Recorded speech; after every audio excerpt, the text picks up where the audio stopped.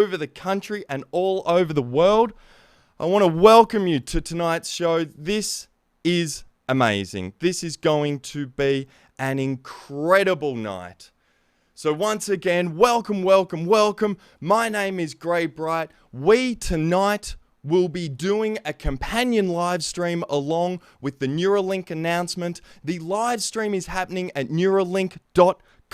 So if you only want to hear the live stream, jump along, check out neuralink.com. I will be communicating live throughout the announcement, talking about it. So this is a companion live stream, just to let you know what's going on. Over the years, I've built many devices. This device here, you put onto your arm, and it plays the piano for you using AI. It's functional electrical stimulation along the arm. I'm a huge fan of everything to do with Neuralink, but there's always been so much secrecy around it. So tonight, how this is going to work is we're going to do a live stream companion. If any of you have seen shows like Joe Rogan and so on, where they do live stream companions of UFC fights, it's going to be similar to that. However, we'll be commentating, making comments along the way. If you want to check out the live stream on Instagram, I'm just ending that now so that we can focus on Robot Time Machine on Facebook and Robot Time Machine on YouTube.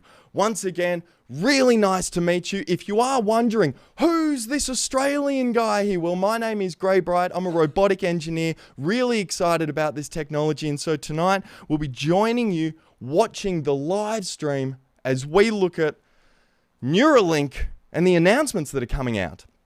We're still 3 minutes away. We're 3 minutes away. And if you haven't seen this show before, this is a show called Robot Time Machine.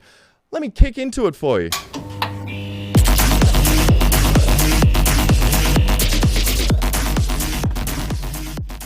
Yes, if you haven't seen that title before, it is very cool.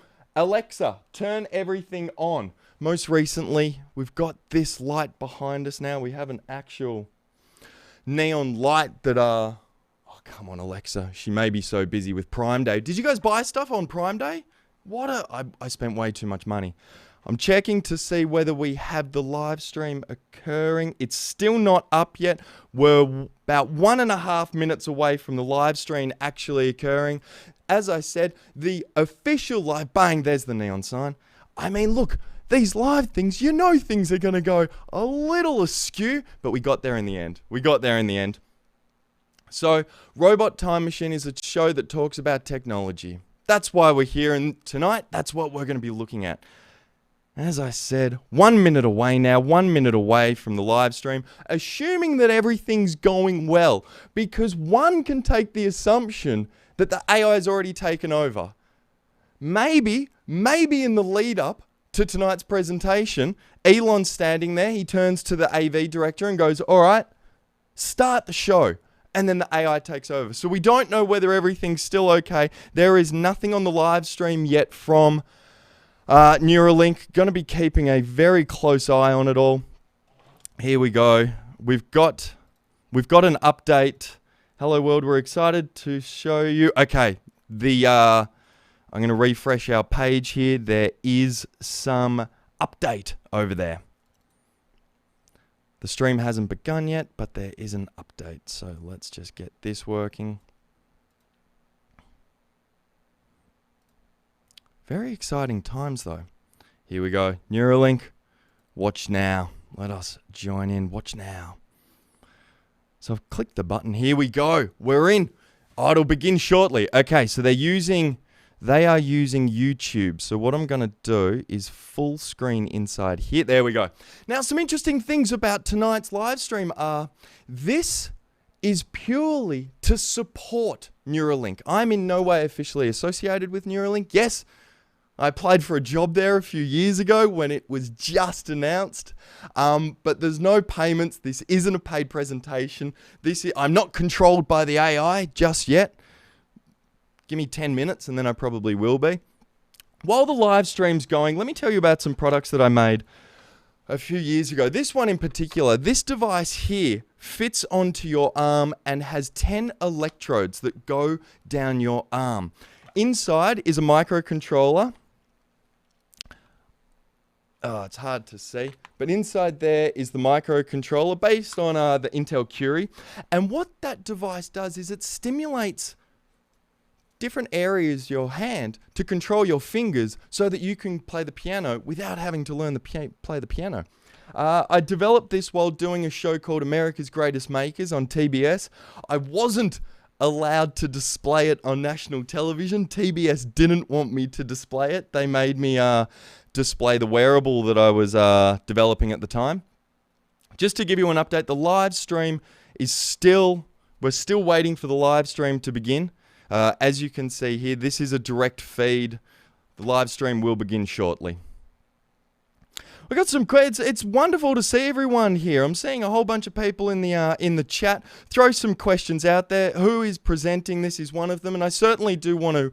I do want to highlight what's going on here. My name is Gray Bright. I'm not officially associated with Neuralink. However, I'm a robotic engineer who's been building and attempting to inject my brain into the internet for many years. So I thought it could be quite fun to do a companion with you tonight. I'll be listening through the power of headphones. I'll be listening and watching the live stream when it kicks on here, and we'll make some comments along the way. Now, I won't be over-talking Musk because is he not single-handedly one of the greatest humans that's ever existed? Gotta let that man say his things. But I know that we're all going to be itching to ask questions and discuss things, so that's what tonight's purpose is all about. What else have we got? Yeah, the Neuralink live stream is just growing at a rapid rate. Wow, and we're actually seeing I'm gonna show you what the feed looks like at the moment. The stream of comments that are coming through here. Really hard to read. We got Brooklyn. Oh my God, did someone just do a Chop Suey reference? My goodness. We're going back. Who knows? We're going back to the 90s. Maybe there will be some Linkin Park references as well to boot. How? Who knows? But tonight, quite seriously, Neuralink has potentially a product called Neuralace. There was a video, if you've researched any of this, you've probably come across one of my videos describing what Neuralace is. A few years ago, Elon Musk, I guess he was at Recode, I think was the conference, where he was talking about it, and really introduced the world to the project at hand, which was potentially to create some sort of lace that would interact with your person to enhance the input-output of your brain. That's literally it. In the same way that it takes so long to, type a message because you've got to use your thumbs and when you try and send a message really quickly and you hit too many keys at once. Just checking this live stream, still not live, will begin shortly. When you're pressing the keys, sometimes your iPhone can't keep up. Well, imagine if you had a system that could actually listen to what you're thinking and just input messages that way. Yeah, I know, some people are thinking it's terrifying, which is why throughout the course of the evening, we will at times be creating foil hats. As you know, all crazy conspiracy theories like to involve foil hats. So I thought tonight, to involve all of those people, if things get a little crazy, and if it does turn out that Elon Musk has in fact created a bad AI, then we're all going to grab pieces of foil and we're going to wear them to protect our brain. It's not clinically proven yet, but let's be honest, not many things in the US FDA commercial system really are. Have you seen TV ads recently? Oh my goodness. Apparently if you advertise a 1 minute commercial, you have to do 5 minutes of this potentially may break your rib cage. This may cause your feet to fall off. You may wake up and find that you're an alien. So here we go. Foil hats on the ready. Live stream will begin shortly. Still not seeing a live stream. Still not seeing the stream. If anyone out there is actually seeing the stream, please do let me know. Send me a message. I'll be monitoring as best I can Facebook at the Facebook site Robot Time Machine. Let me see if I can get this right. Oh, there we go. Look at these titles. Look at these titles. Very nice. Very nice. Great. Thank you. So yeah. Check out YouTube, Facebook. They're the main ones that are going to be happening tonight. Livestream still isn't ready. Was supposed to have gone live 6 minutes ago. If anyone's at the event, can you let us know that the AI hasn't taken over? The longer we wait, the more we start to assume that Elon Musk's Neuralink has become sentient, and imagine if they've turned into cannibals or something. Not good.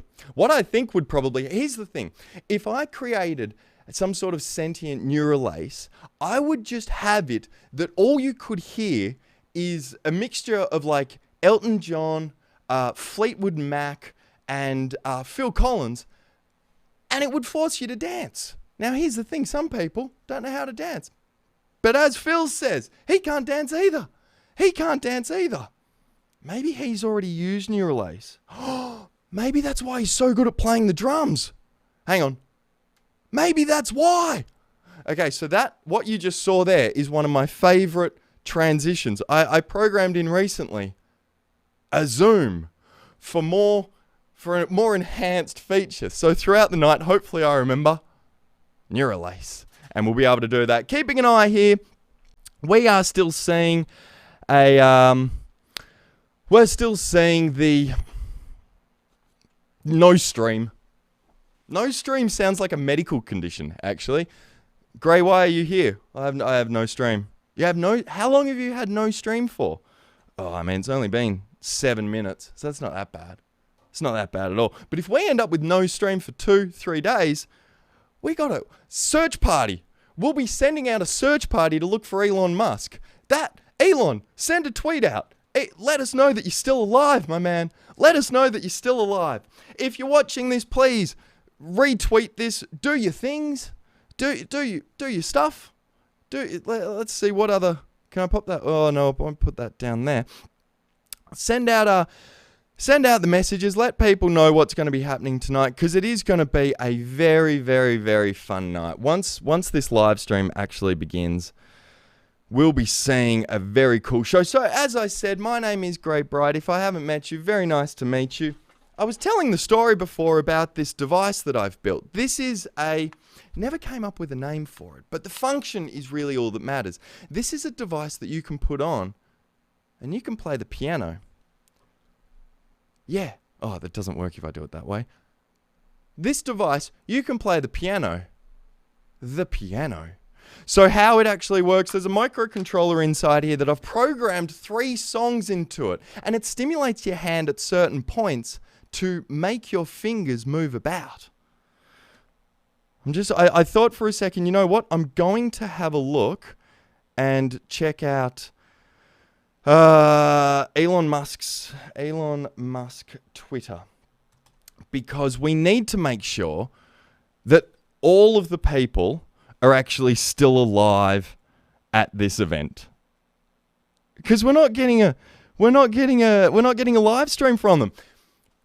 This isn't the official live stream, by the way. This is a companion, in the same way that Joe Rogan will do a companion when he's doing a JRE companion and they watch a UFC fight. Same type of stuff. But we're going to be talking about how to inject your brain into the internet, not how to do a reverse flip tree fold with a into the leg position. No, this is how to into your brain so that you can access memes quicker. Yeah, that's exactly it. Oh, I want to see 5,000 subreddits at once. That's the dream. So hopefully that's what's going to be happening. As I said, you got questions, hit me with your questions. Hit me. Let me know that you're out there. Let me know that you're out there. I'm seeing a whole bunch of shares and so on. So if I miss some comments and you're desperate for me to see them, jump onto the YouTube page. If you feel like doing a subscribe, it really does help me out. It's always good to know that I'm doing fun stuff that you enjoy. And that's my favorite effect. I'm gonna stop doing it soon. I'm gonna slowly stop doing it. No, I'm not. I'm gonna keep doing it all night long.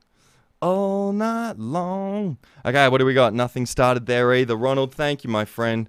Could it be a headband? Oh, you remember a product called Melon a few years ago? Really cool product. Really, really cool. Came out of LA. Maybe it's Melon.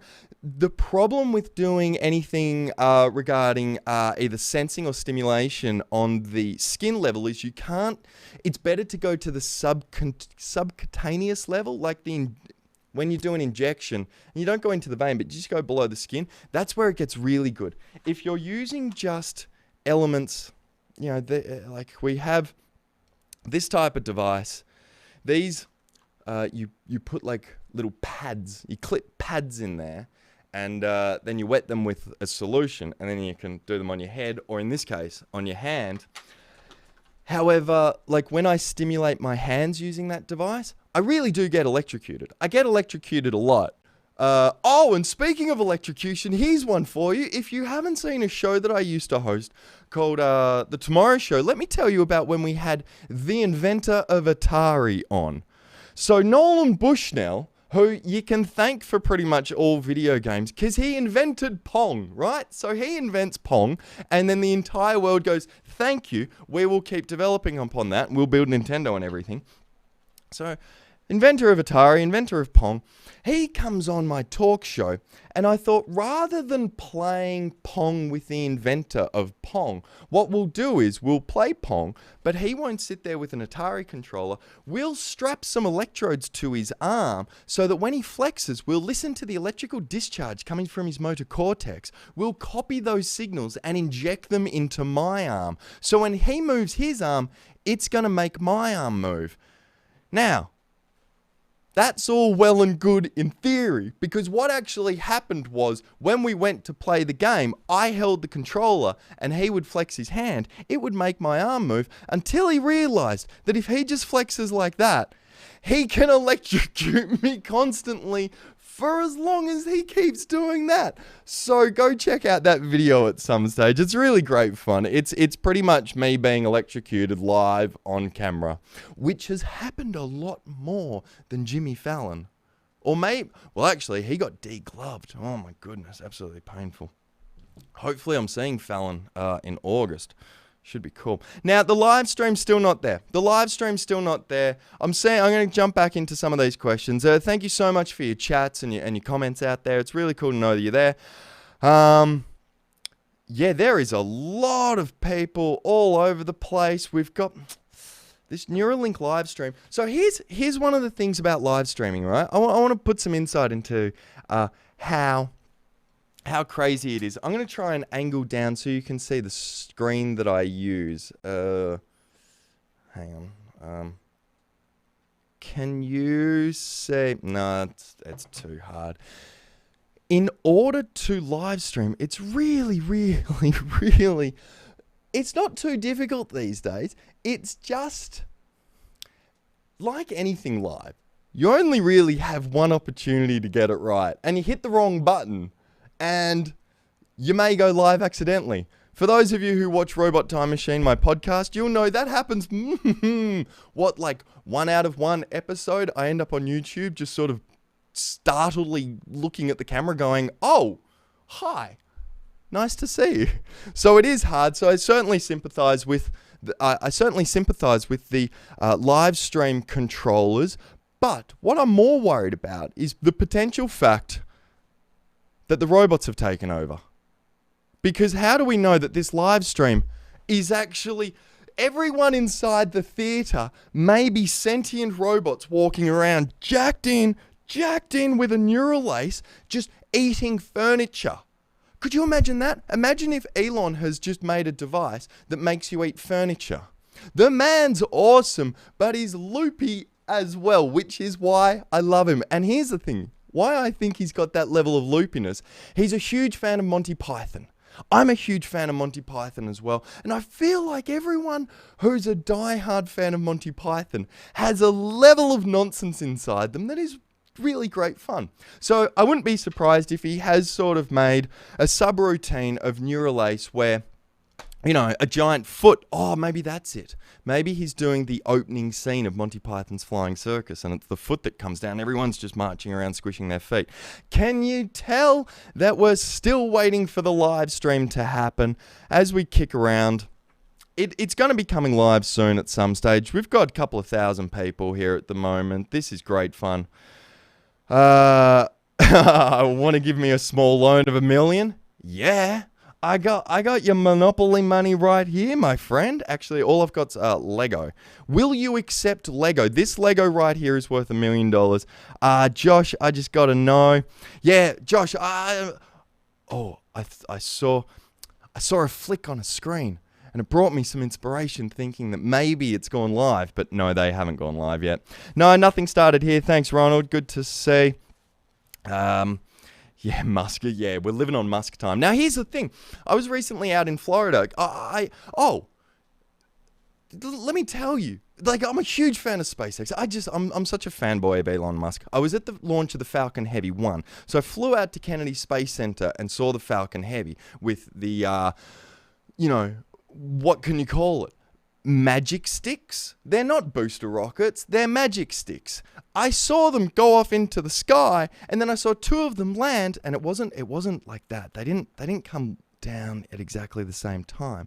They came down one after each other. And from my understanding, that's so that it was actually for signal processing of the data coming back and doing a whole bunch of telemetry. If they come down at exactly the same time, you potentially have like radio waves that may interfere with each other because of the proximity. So they did them that's my understanding. They did them at a different height landing. But when they landed, when I saw the first Falcon Heavy boosters land, it was over the horizon because I was at the Saturn V visitor center at Kennedy Space Center. So over the horizon is where I saw them land, and then I heard boom, boom, terrifying booms. I thought the rockets had exploded, but it turns out that was actually the sonic boom. Now, of course, in my head, I went straight to Street Fighter references, and for the rest of the day, I was just walking around going, Sonic boom! Sonic boom! It comes from the hip. Boom! Yeah, there's a Guile reference for anyone out there. Anyone playing Street Fighter 2 World Championship Edition at the moment? I salute you. So, what do we got now? Can you send it telepathically? Check this. Let me see. We're going to take this Lego. See this block here? I'm going to... So the reason I'm doing this, someone on... we've got... Wake Gaming 1 just said, can I send the Lego telepathically? I'm going to try. Here we go. If I press hard enough into my head here, and if I go like that, will I... Oh, it went to the other side of my head and it changed color. How did that work? That's right. Welcome to Neuralink Magic. This has turned into a David Blaine special while we wait for Neuralink.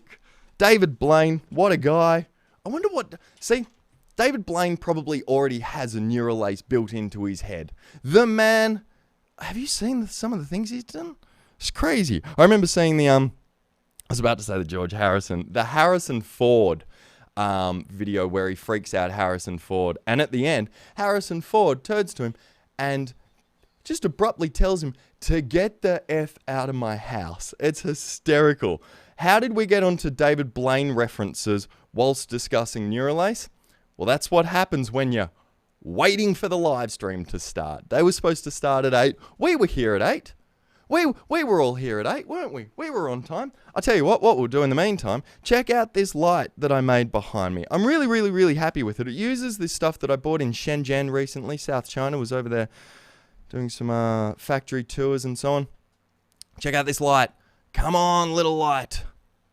Oh, hot diggity damn. If I move back, my camera does face tracking, and so I need to be in the position for you to see. It's nearly in focus. Yeah. It says Robot Time Machine. Really good stuff. Okay. Live stream will begin shortly. Imagine, here's the other thing. Imagine, and I'm controlling it through my phone as well, actually. This is, how good's that? That's all controlled through my Belkin Wemo app. That's how I control that. 2 amps, that thing runs. 12 volt, 2 amps. Hot damn. What is the point of this chat if you don't even read anything? That's I was reading a different live stream chat there. I was reading the official live stream chat there, and I'm like, oh, someone's getting angry at me because what's the point of this chat if you don't read anything? But that's not mine. Ours are still going strong. We're still waiting. Let's see. I'm having an idea. How would it be if you have shared cloud memory base where we can upload and download daily memory after we come home? Yeah, that's exactly it. There is so much information that I wait for. So much information that I ingest throughout the day that I do want to keep a hold of, but I know it's just going to be disappeared. Being able to, store that and access it later is incredible. Next comment is, here we go. It's the vitriol of the internet. It's the vitriol. Come at me, Stroop. This is effing dumb. You love it. Now, I don't know whether you're talking about the live stream that we're waiting on or me. If you're saying it about me, come at me. But if you're saying it about the live stream, I totally agree with you. I totally agree. And what we've learned is a lesson in miscommunication. So we'll see how we go with it all. This is a plot to make us all watch the screen while he's performing the largest bank heist in history. Bo, there it is. Bo, you got it. You're absolutely, you're 100% right. You're 100% right. Musk is in there. Die Hard 3. That's what's going on. Remember the plot for Die Hard 3? There was the whole run around with bombs going off. Meanwhile, the actual premise was to just steal money. That's probably what's happening. He's probably gone to my bank account. He's doing a large an unapproved withdrawal from my bank account. Now, if you are wondering what the hell is going on, we're waiting for the live stream to occur at Neuralink. It hasn't begun yet. We're waiting. You can either go and sit in the live stream of Neuralink and just stare at a screen, or you can join me here. And while we talk about things like this. This is a device that I built a while ago that lets you play the piano without learning to play the piano. How? Because we inject AI into your arm. Nah, I shouldn't say that because we don't. AI, the miscommunication of the word AI is ultra annoying, and I shouldn't get into it. How it actually works is the microcontroller in the back is based on kind of like an Arduino, but it's actually based on the Intel Curie system. It goes through and fires a bunch of relays. 5 relays it fires from memory, small relays. Just make sure it's 5. 2, 4, 5. Yeah, 5 relays connected to a functional electrical stimulation device. I found 5 points along my arm that when I stimulate, force my fingers to move up and down like that. When you stimulate like there and there. If you want to see how that actually works, just type in what is Neuralink, and my video should come up. It's like 50,000 views or something. It should come up as the top one for what is Neuralink. It won't come up for what is Neuralink, but what is Neuralink, I think we're number 1. And so it goes through and it stimulates it, which means I then went through and just kind of like ladder logic, went through and programmed the entire tune for Mary Had a Little Lamb, which is like dun dun dun dun dun dun dun dun. You all know Mary Had a Little Lamb. I don't need to tell you. Oh, that zoom is my favorite thing in the world. So I did Mary Had a Little Lamb. I did Roxanne by Sting and Hotline Bling by Drake. And those 3 songs, I don't know how to play the piano, but they force my fingers to play the piano. If I've done that just as a hack, imagine what they're gonna do tonight when the live stream starts. It still hasn't started. Let's see what else is happening here. Sean, that's why you're here. Yeah, that's why you're here. Trying to get any updates. The Neuralink, they've disabled the chat. The robots have taken over. They've taken down the chat. Check this. The entire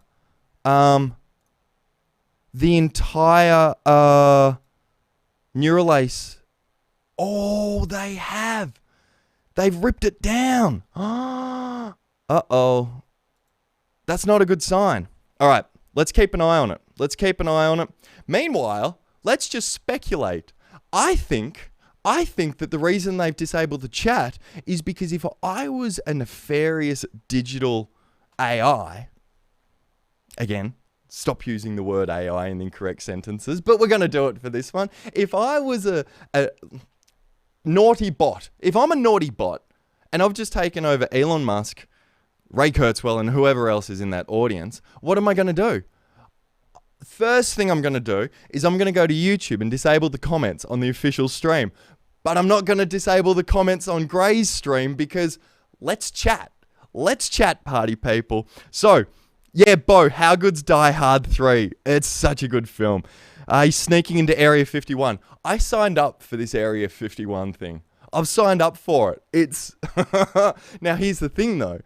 I've signed up as interested because, as you can tell, I've got an accent. I'm Australian. I still fear the US government can kick me out at any moment. And so I don't necessarily want to say that I'm going. I'll say that I'm interested. In the same way that I'm interested in Lego. In a completely different way. Okay, stream only available on Neuralink devices. Everyone who gets to see it saw it instantly at 8. You're absolutely right. That's it. That's exactly it. 8 o'clock, everyone who was just sitting there going, oh, hey, honey, how was your day? All of a sudden, all the foil in the house just like starts strapping onto their head, and Elon Musk is just beaming in your ears. Gray, this is Elon. And I'm like, yes, sir. We need you to go and get us all of the Cheese Whiz from your local Vons. And I'm like, but why do you need Cheese Whiz? Don't ask questions, Gray. Just get Cheese Whiz. Okay, Elon. So that's potentially what's going on. Why have we got foil hats? Well, as you know, we're waiting for the live stream to happen, and we're worried that potentially the entire Neuralink conference has been taken over by a bad AI. And if that's the case, get your foil hats. Go and make your foil hats now. I'll show you how you can make it. Here's a 2-step process to show you how to get your foil hat. Get aluminium foil.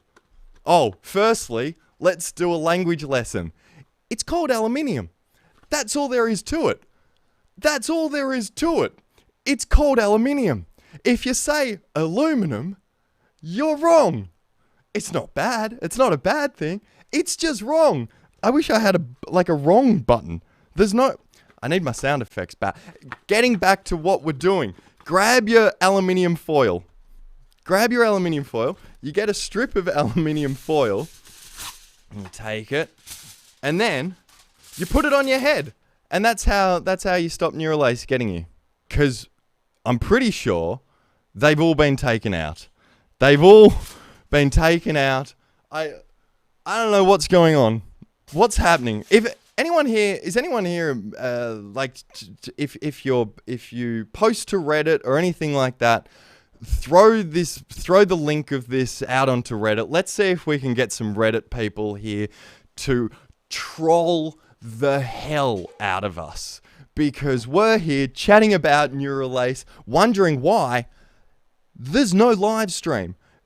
Here's my assumption. Everyone there is eating furniture. That's what's happening. Their Neuralace has been activated. They're eating furniture and going to buy all of the Cheese Whiz from the local Vons. Is that what we decided before? I don't know what's happening out there, my friends. I'm not sure. We're still not seeing a live stream. What are they? Well, let's do some other comments. It's the mark of the beast. It is the mark of the beast. Bruv, your mind is working nonstop. How are you? Without, yeah, it's what it is. It's Neuralace. Wait, gaming. The reason I can speak so quickly is here we go. I took my soldering iron. I took my trusty soldering iron, and I've got to make sure this isn't on. Okay, so I took my soldering iron, and here we go. If you want to know how Neuralace works, watch this. You got to get the temple, and you got to get the temple just here, and you take. Oh, gorgeous! Thank you very much. Thank you.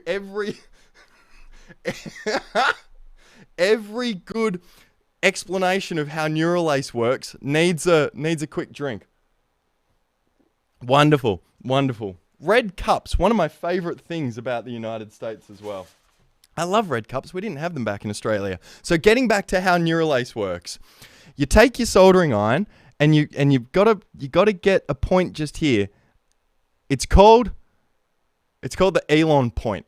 It's called Musk. No, EM. It's the EM point. It's where the E of your see here, the wrinkles in my head, they form the letter E. And so you got to find here, you go the E there, and you take the bottom line of the E, draw it across like that, and then you find the M over here. Bang, that's it. So you solder into your head, and that's how Neuralink works. And and then you get a piece of Lego, and you stick it there as well. And it worked. I wasn't sure whether that visual gag was going to work or not. How's that? How's the live stream? Still not there. What is going on? It's at moments like this that I'm starting to get actually worried because, say SpaceX. I was telling a story about the Falcon Heavy launch before. So, say a launch. Oh, okay. I'm going to tell you a story. I'm going to tell you a story about the time that I was doing a live show and we had this type of situation occur. I'm out at Kennedy Space Center, right? Kennedy Space Center doing comedy. I'd sent an email to NASA asking them if I could do stand-up comedy during a rocket launch, thinking they're never going to say yes. And to my surprise, they said yes. So I had to go out. I think it was like 2016, I think was the year. What a fine year. About 2016, I go out to Kennedy Space Center. And I'm there, and I'm supposed to do the T-minus 15-minute countdown, just as like a comedy countdown, just for fun, just for good times. And I'm reading off a teleprompter, and we're going through. We start, there's gags, it's great fun. We get down to about T-minus 1 minute, and over the speakers I hear, we're going to be delayed for 10 minutes. Now, I'm not a pro, but I've always got some emergency gags in the back pocket that I can pull out and start distributing. So I pull out the emergency gags, we get 10 minutes in, I'm like, it's all okay, we're going to launch in 10. And then I hear, we're going to be delayed for another 15 minutes. And I'm like, we're going to have to do 25 minutes of unrehearsed space jokes. Now, some of you out there may be a fan of things like Max Q, which is the maximum aerodynamic pressure that is exerted upon a vehicle as it exits into space, leaving Earth. But there's only so many times that you can do gags like that before you're like, you just launched the rocket already, NASA. Just hit the button. Get yourself... I've still got the button. Check this. I was cleaning up the other day.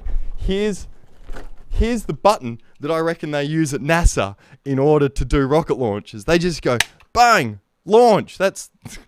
So, I'm there. We're 25 minutes in. In the end, I had to do an hour of unrehearsed stand-up at a rocket launch. It was incredibly fun. But the best part was my mum was watching the live stream, and I'm sure all the way from Australia, she's thinking, my baby, my boy needs help. So she starts Googling space jokes. I get a message on my phone. So halfway through, I'm like, hey everyone, here's one from my mum. 3 astronauts walk into a bar. I was saved by my mum. Isn't that just life? That's how it always happens. It was good fun. Now, we're still here. We're still here, my time travelers. We're still here. And we ain't going nowhere until we find out, because I'm going to start a search party soon. We're going to have to... Anyone out there good at search parties? I've never been in one, but I think we're going to have to. Let's check some of these comments again. Full moon. That's what it is. Mercury's in retrograde. Let me have a sip while we contemplate. What does that even mean? Like, not from, retrograde is an actual thing. What are people talking about when they say, I can't go to work today, Mercury's in retrograde? I tell you what you can do. You can go to work today because Mercury's in retrograde. It doesn't matter. It doesn't matter whether Jupiter and Mercury are in retrograde. It's crazy. Hit the button. Right. What's the next one? Full moon. At what point do we call 911? Now, here's the thing. Put your hats on. If you're watching this live stream, do me a favor. Actually go and get some tinfoil and make yourself a hat while we wait for this live stream to begin, because that's going to be a thing. When people say, what were you doing when you learnt about the day that Earth became no longer full of humans, sentience came along and took over humans, you can say, well, I was protected because I had my robot time machine hat on. That's right. Robot time machine. I should do ads. What type of ads should we do? So make sure that you go and get your foil. Let me know in the comments. I'm gonna check on anyone commenting on Facebook or watching streams through Facebook. If you want to join in the comments, it's hard for me to see the ones on Facebook. Please jump over to YouTube. It's Robot Time Machine on YouTube, or type in Foil Tin Hat Army. Maybe that'll come up with our live stream as well. But let me see if I can find any comments around here. It's hard to see if we've got any. Isn't ever? Let me see. This their live stream's still not up. 19,000 people. 19,000 people are watching a blank screen when they could be over here putting foil hats on, talking about how to launch robots.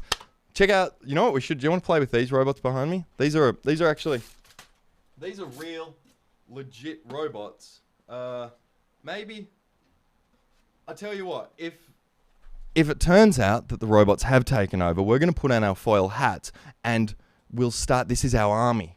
I think I've got 4 of them. I've got four robots here right now. I've got 4 robots that we can, let's see if that live stream's happening. As every minute passes, I get a little more worried that the AI is taking over, but we're going to battle AI with robots. Who's going to win? Definitely not humanity. It'll either be robots or AI, and when it's AI versus robots versus humans, humans aren't going to win. What are you talking about? Humans, if you're talking about proper AI, there's no, once you turn that on, how fun's this button, by the way? You know what I'm going to do? I'm going to attach this button like a parrot to my shoulder. And when people need advice from me, they'll press the button. And if I'm ready, the light will go red. And then I can turn around and go, yeah, how can I help you? And that's going to be a thing. Let's take a look at the YouTube comments. How are we all? It's lovely to see you all here. We are still waiting for that live stream. Let's see. Nope. Hasn't begun. And if you haven't been watching from the beginning, but everyone else who has will know, what's your favorite button, Gray? This is my favorite button. And what button is that? It's the zoom button. How many times have you used it tonight? Way too many for my... No, that's probably... We need like a warning if I'm going to do that. Okay, let's see. What other things have we got here? Social experiment. How long will we all stare at the screen? I tell you what... I'd probably be 3 hours. I reckon 3 hours is how long I'd stare at a screen before I go, okay, the robots really have killed them all, and they're no longer there. Alien. Is the screen black for anyone else? Yeah, we're all seeing black screen. It's what it is. Oh, let me just check actually. So yeah, Neuralink still only has... What I was thinking there for a moment was whether those people who've organised the live stream, whether they've accidentally set up a separate live stream and they've got like one that's actually going and they've forgotten about this one. But there is actually only one official channel. It's 20,000 people watching a blank screen. It's hysterical. Come on over. If you're a big Redditor or anything like that, please go and try and get this link on the front page so that we can get all of those 20,000 people here. So we can start working out hats. Because, I mean, the next thing we need to start working out is what do you write on your hat? You go like... Well, firstly, you got to write your name on your hat. Remember at like primary school when your parents would write your name on clothing? So... If you've got, go to your kitchen, get some foil. If you don't have foil, why don't you have foil? That's a whole episode onto itself. Why don't you have foil? Is that a website? Can someone check for me? Is whydon'tyouhavefoil.com taken? So get your foil, put your foil hat on, and now you're protected. Look at that. It's got my name on it. Gray. Gray. It's got my name on it. And there you go. I'm protected. Ain't no sentient robots or ain't no bad AI coming after me. You can't get me. I got a foil hat. Oh, milady. See? I'm a fan.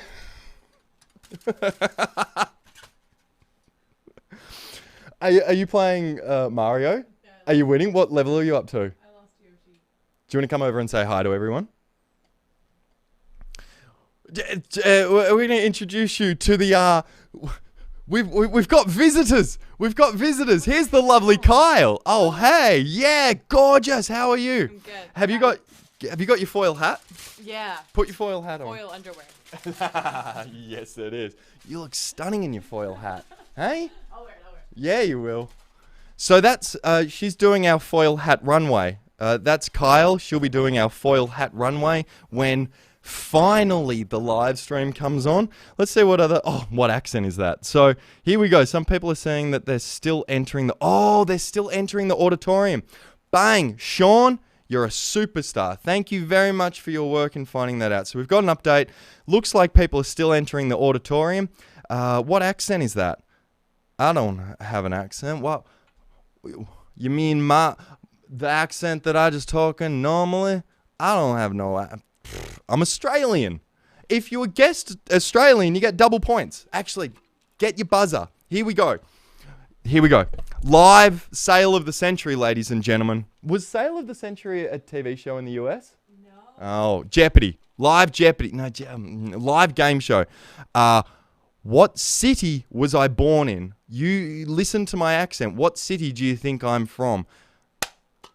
Melbourne. Hey! If you got that, you get double points. Where do you collect the points? You've got to have Neuralink in your head.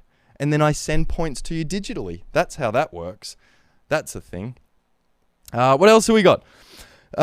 So yeah, I'm Australian. For those of you who are just tuning in wondering, my name is Gray Bright. I'm a robotic engineer. The reason that I'm doing a live stream companion with a live stream that hasn't even started is I love Neuralink. I've built devices over the years. This one here straps into your arm, makes you play the piano. Literally makes you play the piano. It stimulates different parts of your arm to make your fingers move. Yeah, it's like the Matrix. It's like the Matrix. I want to be in the Matrix. Oh, I'm getting some messages as well.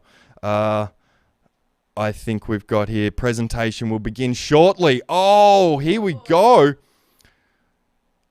8:38, presentation will begin shortly. Live stream is up. Tim, you're a legend. Thank you, my friend. Thank you. Tim coming through with the goods there. Let's do some quick other checks around the grounds. This is like a sports report. Quick round the checks around the ground and going up to San Francisco, nothing. So back to LA. Let us say. Oh, we've had someone redact a message. Hopefully it was highly offensive. You got a punch in the face. Maybe it's late because of Starhop, but yeah. Hey, thank you.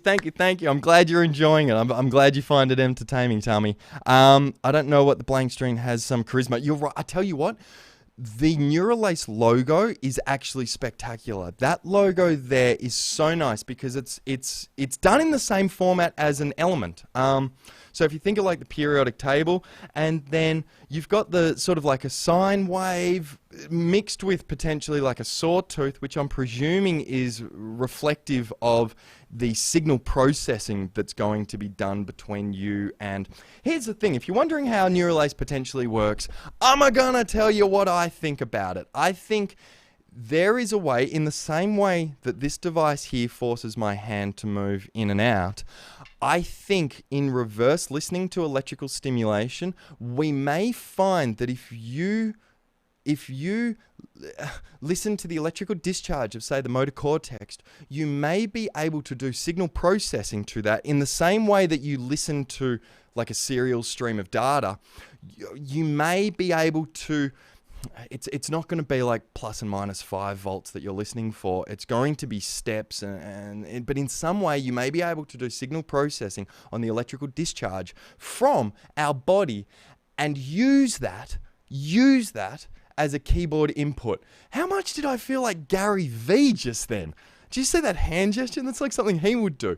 You gotta love. You gotta love. I'm a big fan of Gary V. I think he's really good. I'm a big fan. I don't utilize him for like motivational stuff. I just think in terms of, I like people who just do stuff and they're like, I'm going to do it because I think it's fun. He thinks what he does is fun, and so he does it at 500%. I love that. If you're a fan of semicolons, this is a Daniel Kitson bit, but if you're a fan of semicolons and you know everything about the semicolon, I think that's cool. And while I mentioned Daniel Kitson, go and check out Daniel Kitson. What a superstar, and where's the live stream? This is the section of the show where we do a quick dance. This is like the interlude. We're not going to do a dance, but we are going to sit here and try and work out, is that a 3D printed robot? And does my Sony camera think it's a face? Yep, it does. We got this autofocus happening. So if you are joining this live stream and wondering what is going on, we're still waiting for the Neuralink, but we do have an update. It's going to be coming soon. When? Who knows? Who knows? But like a rocket launch, these things take some time sometimes. What other things have we got? I don't know. What shirt is that? Oh, thank you. Yeah, it's... This is a question from YouTube. What shirt is this? It's the funnest shirt. Watch this. I can fully disappear inside my own shirt. And you can be like, hey, where's Gray? And then I'll be like, I was here all along. I didn't go anywhere. And then if you're like, hey, Gray, you owe me $750,000, I can go, he went that way. And then you'll be like, oh, I'll go down there. And that's why I wear this shirt, because I owe a lot of people a lot of money. No, that's not true. That's not true at all. I just wear this shirt because I really enjoy it. I remember where I bought it. I was doing a stand-up comedy tour. I say tour, it was loosely a tour, but I was going around the US doing stand-up in 2011, and I bought this on Melrose in Los Angeles. Great times, really good fun. Really, really, really good fun.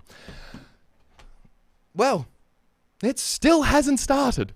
It still hasn't started. Did you like the suspense just then? I added just like another moment of pause. Have you got your foil? Have you got your foil? If you're wondering why we're waiting, well, we had an assumption that it's because the Neuralink people have all been taken over by AI, and they're all now basically sentient robots being controlled by Elon Musk. And the way to protect yourself is with your foil hat. And so, the way to do it, go and get your foil, go and grab a roll of foil, get a sheet, and put it on your head. And then, if you really want it, you go, no, Elon Musk, you can't get me. That's it. That's what you do. You got to hold. Remember, you have to get a piece of Lego and hold it in your right hand and say, Elon Musk, you can't get me. Elon Musk, you can't get me. I've got my foil hat on, Elon Musk, you can't get me. That's how it works. I'm pretty sure that's how flat earthers think it works. What? Who said that? Let's not give them the time of day. Let's see what other things we've got going on. Is that, it's all at the top of the list. Is this like a kids show guy? Stroop, you keep on killing me with your mean comments. No, man, I'm excited because Neuralink is coming. And I mean coming. Here we go, ladies and gentlemen. Ladies and gentlemen, I want to say thank you before we get stuck into this. Thank you for everyone who's been watching. And the neuron to in turn relay messages to its own downstream synapses. Action potentials produce an electric field that spreads from the neuron and can be detected by placing electrodes nearby, allowing recording of the information represented by a neuron.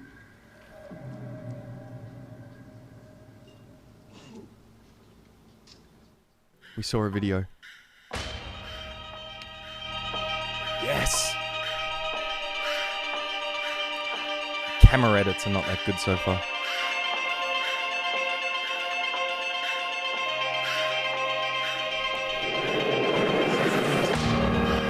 Yes! Silicon wafer chips, microscopes. All of the things to make it look like high tech. I love it. I love it. I'm in. I love this.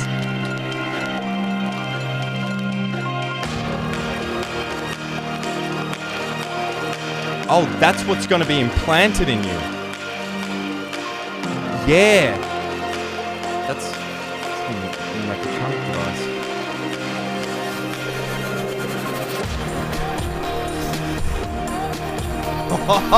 Yes! This is what we wanted.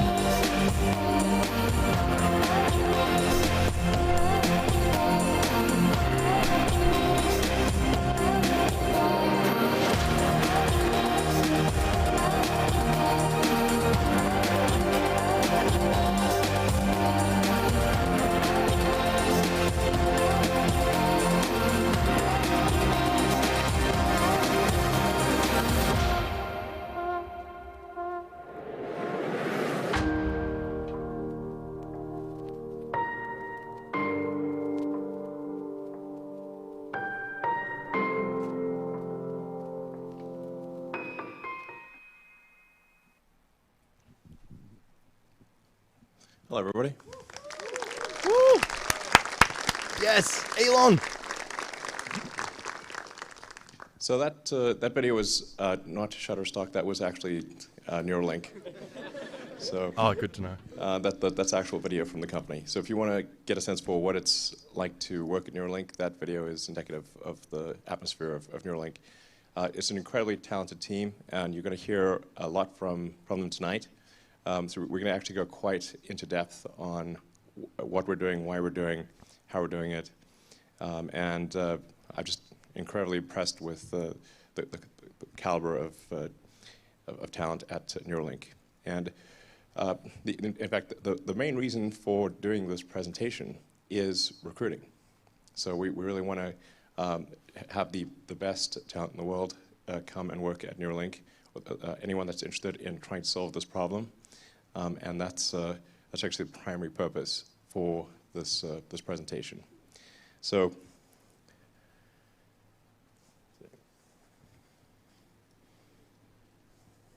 Oh no! Hit the button. So the why of Neuralink, just to go over it, is I think it's important for us to address brain-related diseases. Everyone, if you survive cancer and heart disease, the odds are that you will have some brain-related disorder. So it'll be like Alzheimer's or dementia, and if you don't, friends and family will for sure. And I think unless we have some sort of brain-machine interface that can solve brain ailments of all kinds, whether it's an accident or congenital or any kind of brain-related disorder, or a spinal disorder, if you know somebody who's broken their neck or broken their spine, we can solve that with a chip. And this is something that I think most people don't quite understand yet.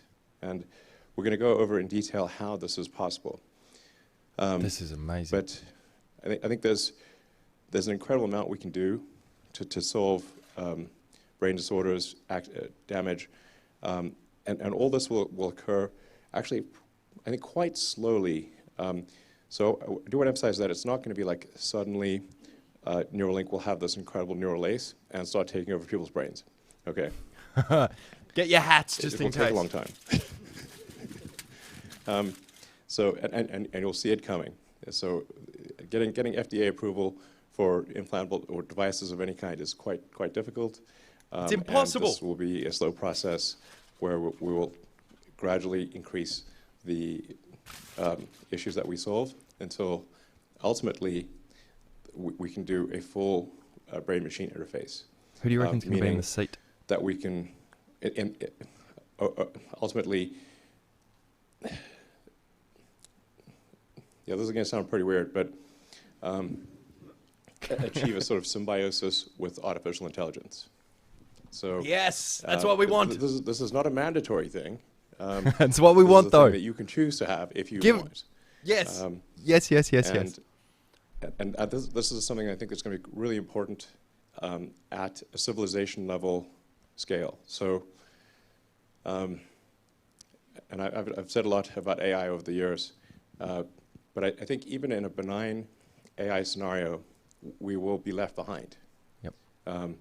We will. And so, and hopefully it is a benign scenario, but I think with a high bandwidth brain-machine interface, I think we can actually go along for the ride, and we can effectively have the option of merging with AI. And this is extremely important. And if you think about your limbic system and your cortex, your limbic system is kind of your primal needs and wants, and it's like where a lot of your emotions are coming from. And then the cortex is like the thinking, planning part of your brain. And I haven't met anyone who wants to get rid of either the cortex or the limbic system. No, I want them both. So don't take them. Work together well. Even though your cortex is, in principle, far smarter than your limbic system, everybody wants to keep the limbic system and their cortex. So hopefully, we can have a tertiary layer, which is the kind of a digital superintelligence layer. And in fact, you already have this layer. So it's your phone and your laptop, and the constraint is just how well you interface, the input and output speed. So the output speed is especially slow since most people are typing with thumbs these days. So you have a very slow output speed. Your input speed is much faster due to vision, but the thing that will ultimately constrain our ability to be symbiotic with AI is bandwidth. So in the limit, after solving a bunch of brain-related diseases, there is the existential, it's mitigation of the existential threat of AI, or, yeah, this is the point of it.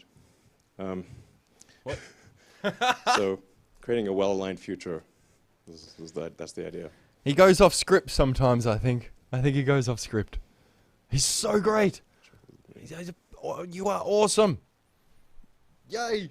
Composed of nearly 100 Video. billion cells called neurons. Neurons come in many complex shapes, but generally they have a dendritic arbor, a cell body called a soma, and an axon. The neurons of your brain connect to form a large network through axon-dendrite junctions called synapses.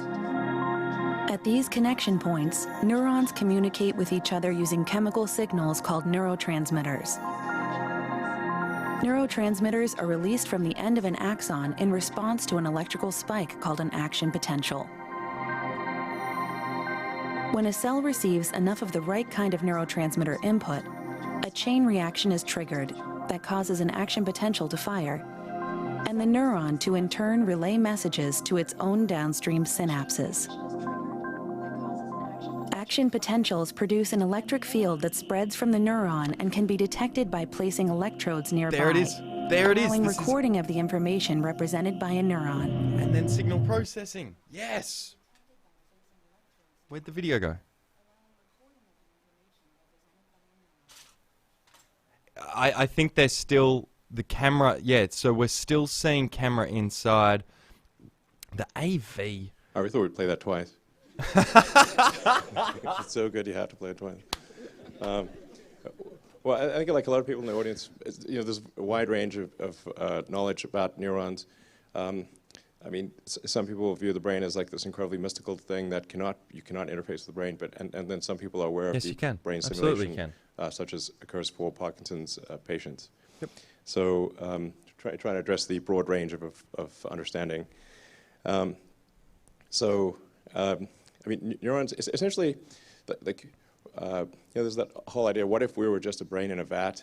This is often posed by philosophers, except we are a brain in a vat, and that vat is our skull.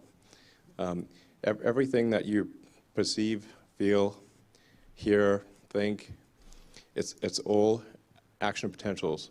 It's all it's neural spikes. It's like Krang, Teenage Mutant Ninja Turtles. It feels so real. Yeah, it feels very real.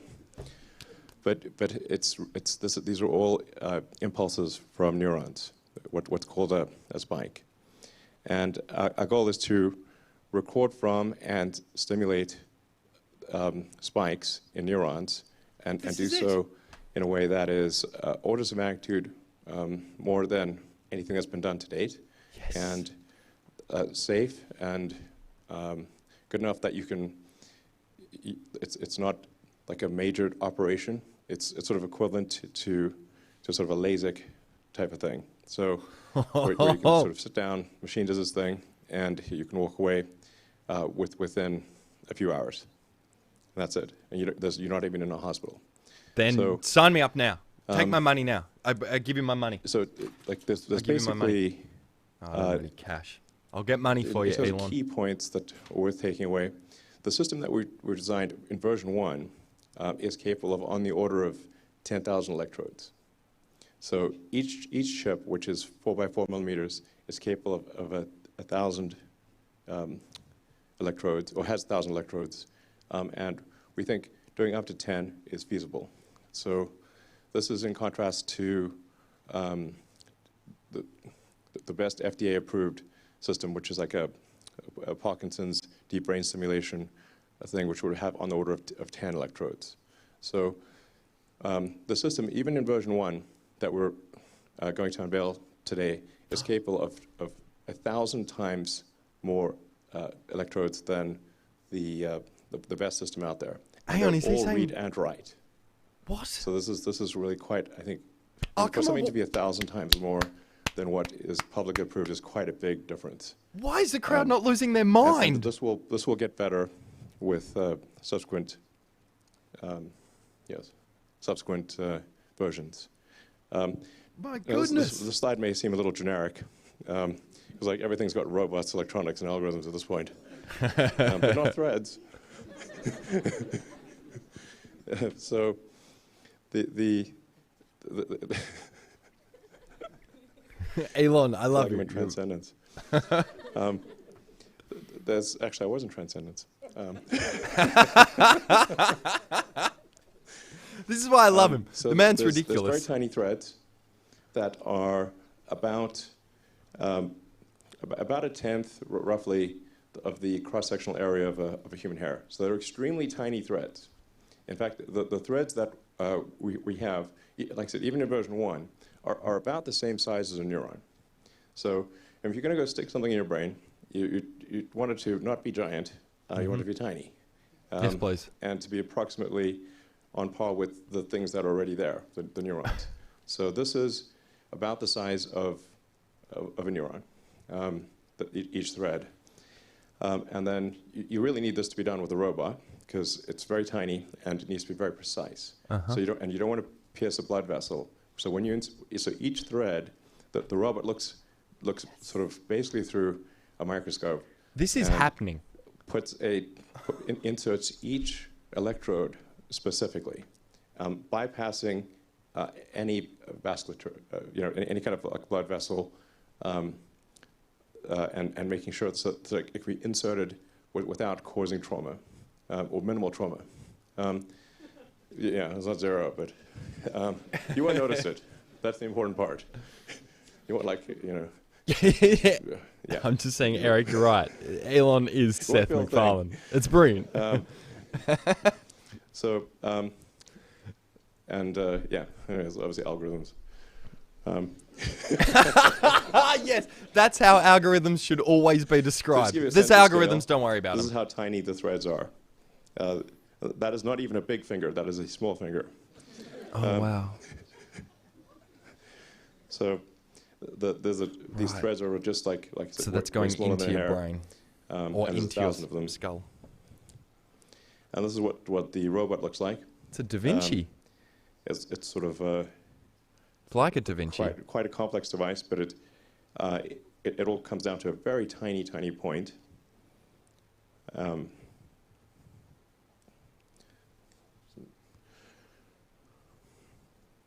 So It looks scary. You see the robot on the left, and then the what looks like the needles for insertion next to a penny, but in fact the actual needle that gets inserted is way tinier. It's that little tiny thing at where the arrow is pointing. That's actually the size of the needle. It's about 24 microns. Put it in my head. I'll take it now. Put it in my head. Extremely small. I'll take it now. It's so small you can't really even see it in the picture with the penny.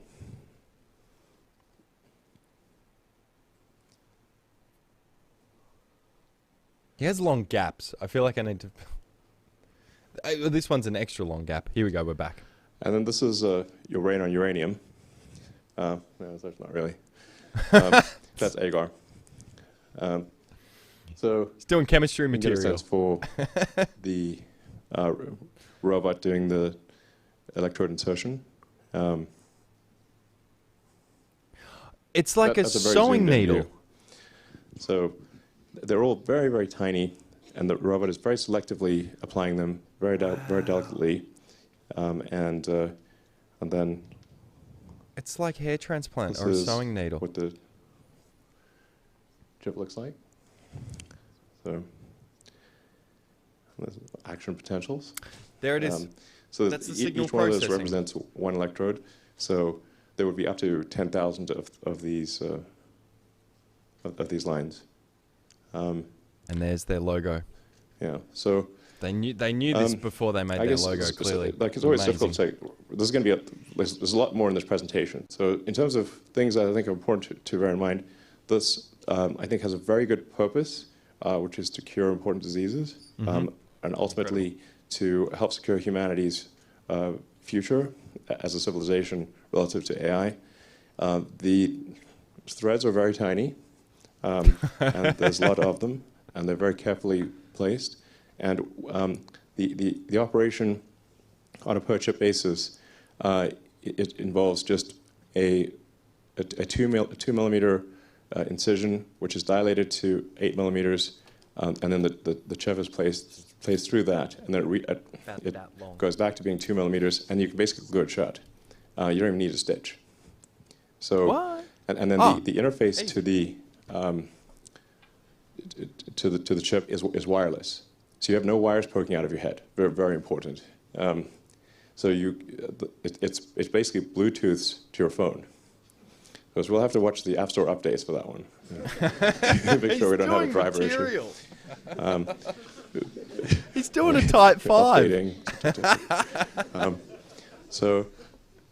We get him on at the Comedy Store. The key is like this is something that is going to be not stressful. Our goal is not stressful to put in. Should work well, hopefully. We'll check it out very carefully before it becomes obviously FDA approved. And it's wireless.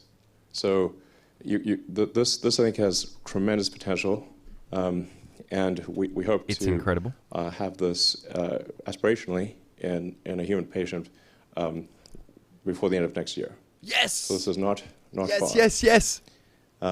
Get your soldering irons. As I mentioned Do it earlier, yourself. this is the main purpose of this presentation is recruiting, and we need very talented people in all these areas. So it's a lot of Robotics, very talented people are materials, needed to electrochemistry, make this, microfab, ultimately successful. histolo, And then, signal, optics, speaking of talented people, let me hand it over to Max. Yeah. I need a clicker. Did you see metallurgy Thank you. was in there? Thank you. They're doing I'm Max everything. Hodak. I'm the president of Neuralink. I remember a couple years ago when we started talking about the idea of Neuralink and that there might be a company and whether this was even a good idea. I remember my first reaction was that I wasn't sure that this actually was a good idea, that the technology was there yet. And I think Elon has this incredible optimism where he'll pierce through these imagined constraints and show you that really a lot more is possible than you really think is today. And you have to be very careful telling him that something's impossible. It better be limited by a law of physics or you're going to end up looking stupid. And so the crowd aren't. So I've wanted to build a neural interface has really been like a central goal of my life for basically as long as I can remember. I think like we talk about AI being potentially the last invention that we have. I think that a high bandwidth BMI might be like really the first invention in many ways of like the next chapter of us. It's just really like as Elon alluded to earlier, everything about your experience, your thoughts, your memories, it's all in your brain and represented in the firing statistics of action potentials. So, all right, so just what is a BMI? And we'll go through this fairly quickly, I think. So you start with hopefully a brain and a machine. But the machine is just a stand-in for the outside world. It could be another brain, it could be software, it could be a robotic arm. But you want to receive energy from that world and impart through the senses like vision and audition and impart energy back into the world through things like motor control. And that language that they use to communicate, putting aside the interface hardware for a second, it's very important to understand what that is because people ask like, oh, can I talk to my dog or can I do these things? But it's important to understand what that language is. And that language, in the most general sense, is information.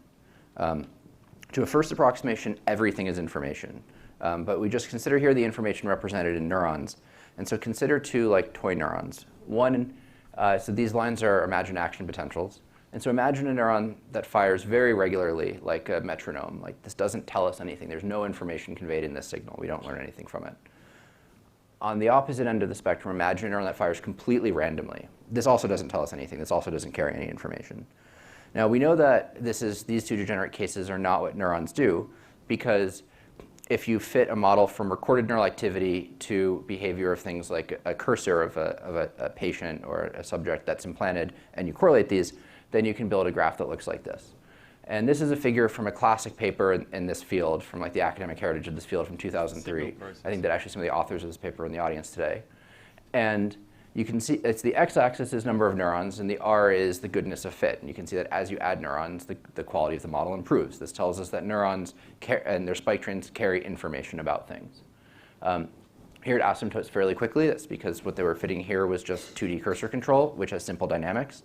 And if you have tasks that are more complicated, then you need more neurons. Give us all the neurons. So the classic definition of information is a difference that makes a difference. It's just some piece of information or knowledge that tells you something. It's like a very abstract concept, but it's such, like information theory is such a deep rabbit hole. If you haven't seen it before, the original paper, Mathematical Theory of Communication, is like, it's very readable. I highly recommend it. You'll start seeing information everywhere. It will totally change the way you view the world because the world is information, as we've talked about before. And understanding information also gets this question of, well, why do you have to have an implantable device? Why don't you have EEG or a wearable or an optical thing? And the answer, of course, is like, well, these are different information carriers, and what information are they carrying? And we know that, like, if you open a back issue of the Journal of Neuroscience and you want to understand how some species of bird encodes sound localization or something, you'll find a discussion of spikes. And we, as far as we know, everything that we care about is found in the statistics of spikes. So that's what we focus on. There are other things like fMRI or EEG. These are different information carriers carrying different information, which we believe is impoverished relative to spikes. I think that's the scientific consensus.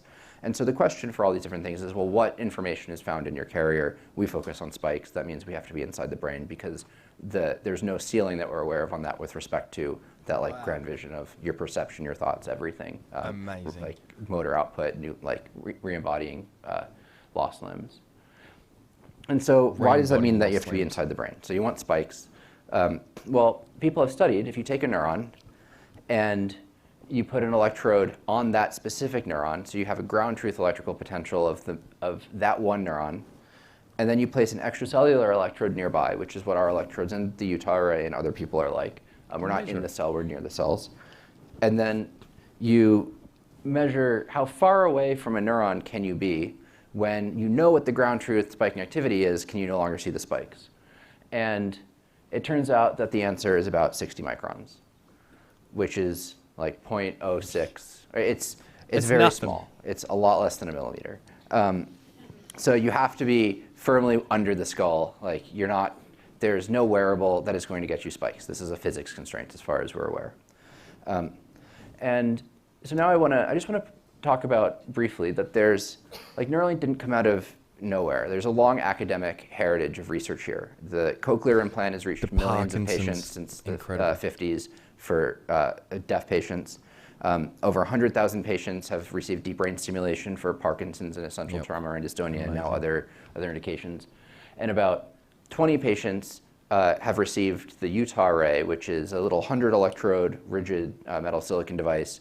And even though it has very few channels, they've been able to do some really cool stuff with it. There's videos on YouTube of brain gate patients doing things like controlling tablet computers or even texting each other through Utah arrays just from the small number of electrodes. And so many of the people on the team at Neuralink came from this academic work. I got my start working in a lab at Duke University studying how mappings between brain and like the screen space change. So if you make it so that the joystick goes, like the cursor goes sideways when you push forward instead of up, like how does the brain change that representation? So the point is that there are lots of people that have been looking at this problem from lots of angles for decades, and we're in the greatest sense building on the shoulders of giants here. Yeah, awesome. And so the question is, why not use one of those devices? Why not use a Utah array or a deep brain stimulator, implanted pulse generator? And in the Utah array case, the rigid sharp metal electrodes produce a fairly strong immune response. And this doesn't end up hurting the patient, but it does mean that you lose the ability to record single spikes over some period of time, usually between 1 and a couple years. Oh, they scar. There's also a big percutaneous connector through the scalp. So you need to plug in big external electronics, and you're never really confident that the risk of infection is gone for the duration that you have the implant. Deep brain stimulators solve a very different type of problem. They are very effective for some Parkinson's patients, but they have only a couple electrodes, and they're really geared towards injecting large amounts of current, not recording single spikes. So they're really a very different, the DBS is really just a very different type of platform for a very different type of problem. So we had to go back to the drawing board and start over to build something that met the goals that Elon laid out for us. We knew, as Elon mentioned, that whatever we built, we wanted it to be completely wireless. We didn't want any connectors or wires coming through the skin. It had to be something that would last for a long period of time, not something that you'd have to take out at 2, 3, or 4 years in. It had to have practical bandwidth. So we talk about high bandwidth or ultra high bandwidth. Like, what matters is that for the task that you're after, there is practical bandwidth that allows you to effectively do that thing, whether that's cursor control or typing or robotic arm or maybe in the future vision.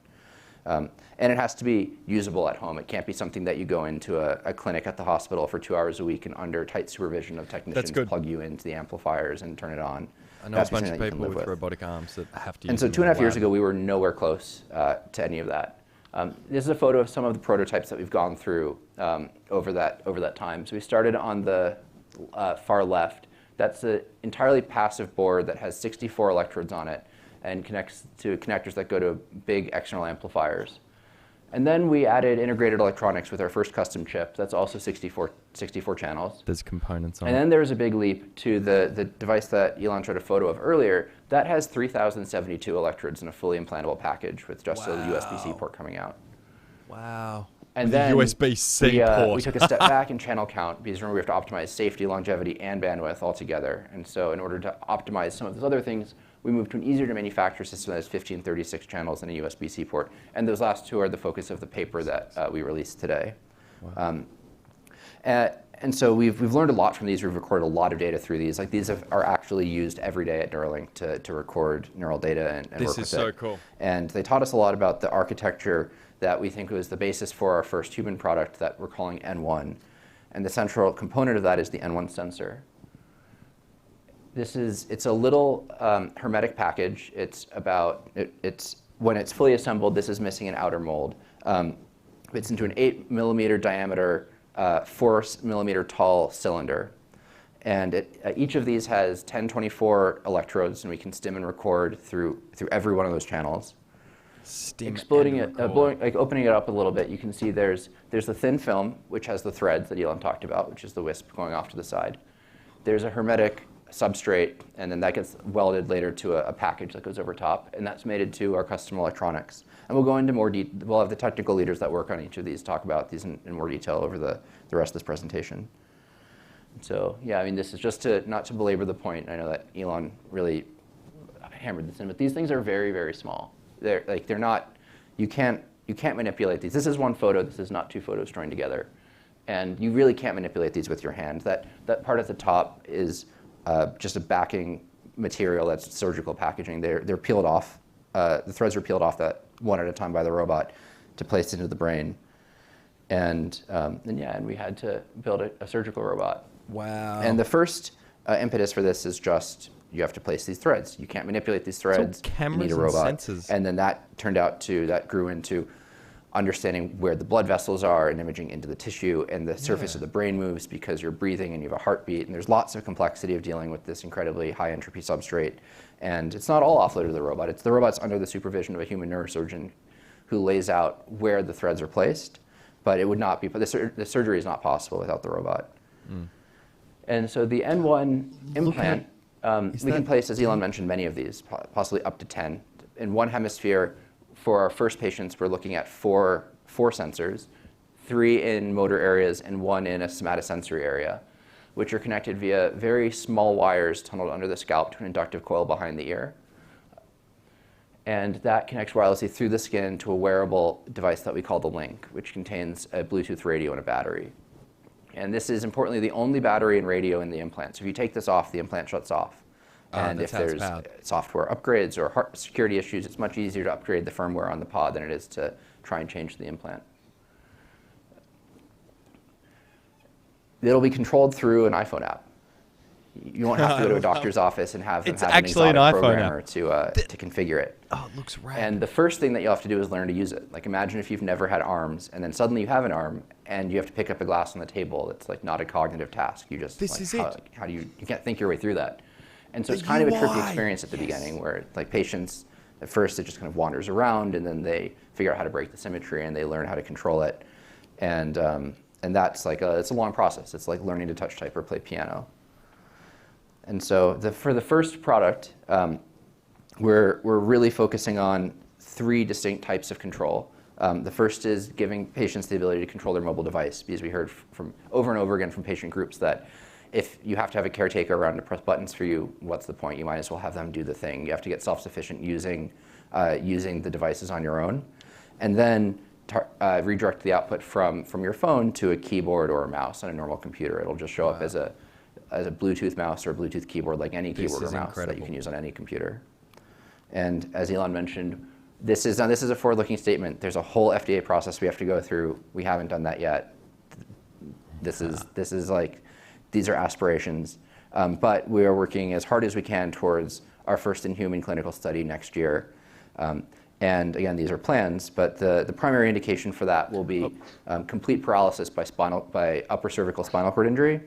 And we're expecting that those patients will get 4 1024 channel sensors, one each in primary motor cortex, supplementary motor area, and dorsal premotor cortex, which are 2 motor planning areas, and closed loop feedback into primary somatosensory cortex, which is like when you type or walk or pick up a pen, those aren't visually guided movements. Your body has all these senses of where it is in space and pressure and temperature and lots of other feedback. And we think for really high fluent control, you have to provide that back to the brain for the synthetic effectors also. And of course, fully wireless and able to use it at home. We think that there's a huge difference between something that you get to use 2 hours a week at the hospital versus something that you're living with every day and your brain is adapting to as much as the device is adapting to your brain. And so to bring up the other colleagues, this team is like, I'm incredibly lucky to get to work with this team. We're going to go into a little bit more detail on, I think that decoupling implantation from the electrodes is incredibly important. The reason that you have these issues where things like these electrodes, like the tungsten microwires, get rejected is they're stiff and they're stiff and sharp and they tear the brain, and they have to be because they have to get into the brain. And so if you can decouple the process of getting it into the brain from what is left there, where it can be much softer and have material properties like the brain and maybe be coated in things that help the brain recognize it as itself, that's really important. And then the thin film polymer leads, the threads themselves, are really cool material science, and we'll go into more detail on that. And then there's the metallurgy we'll talk more about the chips, and then a little bit more on just the neuroscience of how information is represented in firing statistics in your brain. And so with that, I'd like to welcome Dr. Matthew McDougall. Hey. Thanks, He's eating scrubs. I'm Dr. Matthew McDougall. I'm head neurosurgeon at Neuralink. Did you just come from when the I'm not office? at Neuralink, I'm a brain and spine surgeon here in San Francisco at CPMC, California Pacific Medical Center. This guy's awesome. Before that, I was at Stanford, where I worked in labs that implanted and designed advanced brain-computer interfaces. Oh, this guy's legit. I originally became a neurosurgeon because I wanted to help people live happier, healthier, longer lives. I've been humbled in practice by how powerless we are to treat many of the most debilitating neurologic diseases. People afflicted with spinal cord injury, schizophrenia, autism, and a host of other neurologic conditions have far too few options. I work with Neuralink because we, for the first time in history, have the potential to solve some of these problems. Before we get to how we get the device in, we have to talk about our guiding principle at Neuralink, safety. Everything we do at Neuralink is filtered through the question, will this make me more likely to want to get one? Will it make me more likely to recommend this to my family and friends? I don't filter through safety. Just this approach impacts every design decision we make. So while for the immediate future, Neuralink's devices will only be intended for patients with serious unmet medical needs, our design philosophy is that this should be safe enough that it can be an elective procedure. So what have we done to try to make it safe? For starters, we've created very small threads. They displace a lot less tissue than the traditional methods. In my regular practice today, I routinely implant large, deep brain stimulator electrodes into the brains of my patients.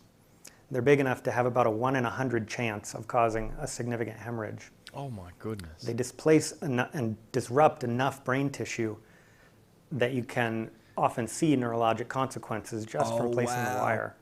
Imagine this. We can do and all better the than that. scarring that happens, and the tissue. Neuralink's threads are so thin that they're difficult to see with the naked eye. Wow. They're much smaller than the width of a human hair. They're small enough that a human surgeon can't actually implant them without help. So we created help. Neuralink developed a tool that we're extremely proud of, the robotic inserter. Inspired by designs conceived of in labs here in the Bay at UCSF and Berkeley. And in sewing machines. We developed this robot that can rapidly and precisely insert hundreds of individual threads representing thousands of distinct electrodes into the cortex in less than an hour. Put them in my head. Put them in my head now.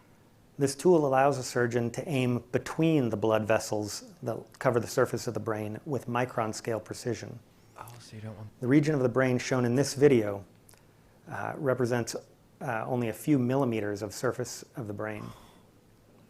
As you can see, the brain's surface moves with the heartbeat and breathing. The robot tracks and adjusts for this movement. Using this tool, we can greatly reduce the risk of harming cortical vessels and causing bleeding. I never thought of it. You're right. It's dynamic. It's always moving. Here, the robot is selecting individual electrode threads and placing them into the brain in the pre-planned location with remarkable accuracy and repeatability. It's like surface mount technology. Using this system, we've been able to rapidly place thousands of electrodes into the cortex without causing noticeable bleeding. Is that a rat? We also have an in-house histology team that examines brain tissue to help us choose electrode profiles and materials to help us minimize tissue damage. What do you reckon? Is that an When you animal think or- of traditional neurosurgery, you probably think of something very invasive. Traditional surgery on the brain isn't something that patients ever look forward to or are excited about, except in the most dire circumstances. Usually a clamp is attached to the skull to keep it rigidly immobilized to the operating table. We often shave all or most of the patient's hair. Patients can end up with large visible scars. At Neuralink, we want to create an entirely different patient experience, something more like LASIK. No scars, no big scars, no hospital stays, no short procedures. Amazing, amazing. No hospital stays, very short procedures, and of course, in the end, you get to keep all your hair. And a DIY We even kit, want this to be hopefully. possible under conscious sedation. That Oh. means you can get rid of the complexity and the risk of general anesthesia, as well as many of the unpleasant side effects, nausea, sore throat from a breathing tube. To be absolutely clear, our first clinical trial patients are going to receive an experience much more like traditional neurosurgery. Okay. But our aim is to simplify the procedure, down to the I'll injection do of either. local anesthetic, I'll do either. a very small opening in the skin, a painless opening in the skull below, quick and precise placement of threads into the cortex, and then we fill that hole in the skull with the sensor, allowing the scalp to be closed up over it. Ah, okay. Behind the ear, we'll make a small incision to insert the coil. We will tunnel tiny wires under the scalp to connect the sensors to the coil. Same way your phone charges. That's the process. Wirelessly. I believe that Neuralink is going to be able to provide us in the medical community with a platform that can finally enable us to treat some of these very difficult to treat diseases, also to understand them better. I hope you find this as exciting as I find it. It's awesome. If you feel you might be able to help us, don't hesitate to contact us. To talk more about the technology behind all this, I'd like to introduce Vanessa Tolosa, director of our Neural Interfaces group.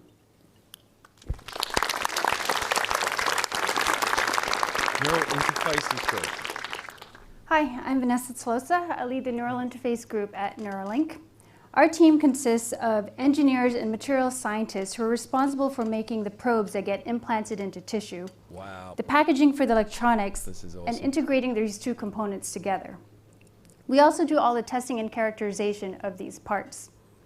Before joining Neuralink, I led a neurotech team at Lawrence Livermore National Lab.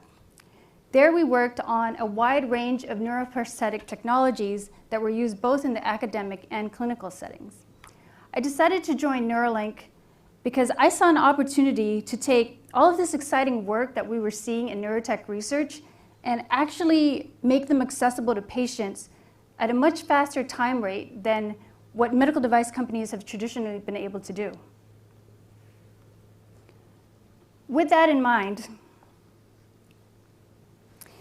at Neuralink, we set out to create a fully implantable neural interface with thousands of channels that are capable of single spike resolution. This device must last a long time in the body.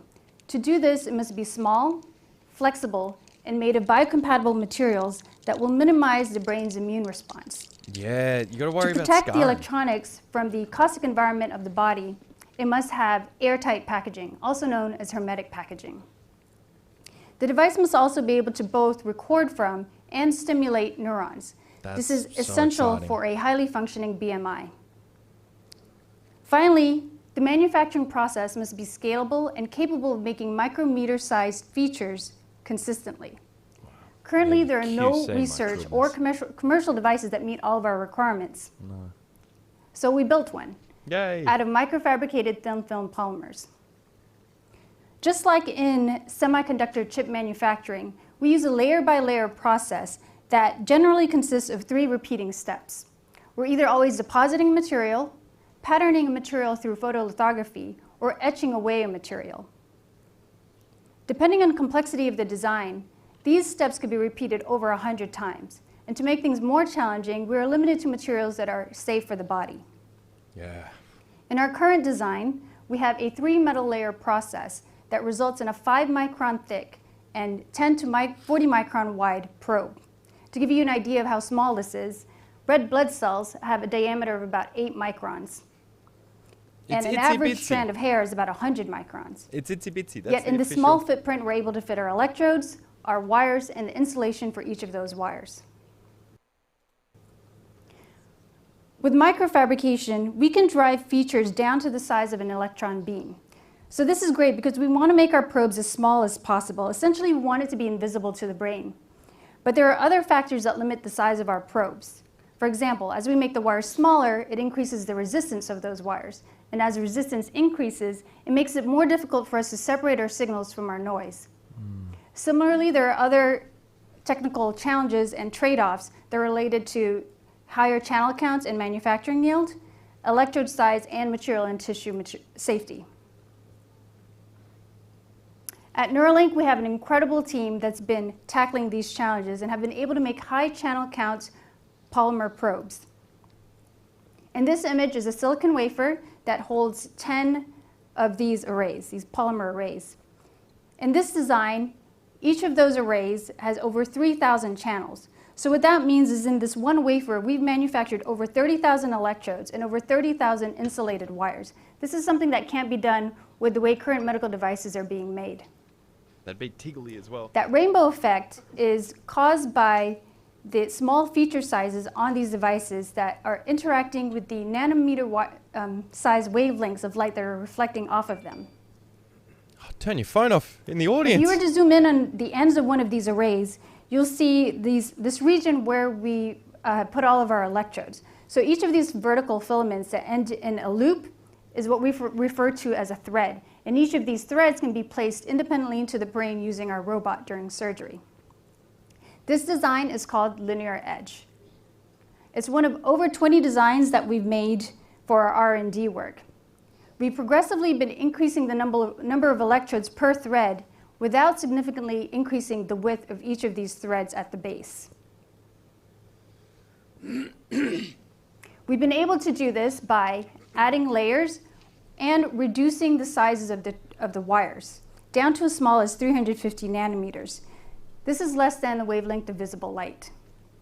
Because we're using a lithographic process, essentially if we can draw it, we can also make it. That's awesome. So on one end of our probes are the electrodes. On the other end are where we connect the probes to the electronic package, or to the electronics through conductive feed-throughs. Flexible PCB. This substrate is part of the hermetic electronics package. Standard methods of connecting the probes to the electronics package usually involve some kind of large plug-in type connector or a polymer-based glue that bonds the two components together. But as we increase density and decrease the footprint, it becomes impossible to achieve hermeticity in standard medical device connectors. This is due to several reasons. One of them is how these substrates are currently manufactured. Hermetic feed-throughs consist of holes that have been packed with conductive materials and are embedded in an insulating substrate. As you drill more holes and pack them more tightly together, these brittle substrates, typically made of ceramics, become more susceptible to cracking. Also, as you make the holes smaller, it becomes more difficult to fill them with this conductive material without getting non-hermetic voids. Standard processing also requires exposure to high temperatures, typically over 700 degrees Celsius. At these high temperatures, the coefficient of thermal expansion, or CTE mismatch, between the insulator and the conductor can cause circumferential cracking or interfacial gaps during the cooling phase. Oh my goodness. We're This able stuff's to hard. get around these problems by developing a new process. So rather than making the probes and then the substrates and then connecting them together, instead we microfabricate them together into one monolithic component. This is going to help the This entire provides a tight semiconductor seal industry. at densities that current methods with standard materials for medical devices can't achieve. This So will far, have we've used this ramifications. process Great. to make a hermetic thin film substrate with over 1,000 connections over a 2.4 millimeter by 2.4 millimeter footprint. Next, we assemble the electronics and then also attach a wired lid using a laser welding process. These two steps have required a lot of internal development as well. The result is the sensor that's ready for final assembly and implants into the body. Next, you'll hear from my colleague DJ about our custom electronics. That was awesome. That's going to have longevity into other industries. Thank you, the new Vanessa. Technology they've developed there. My name is DJ Saw, and I'm the Director of Implant Systems at Neuralink.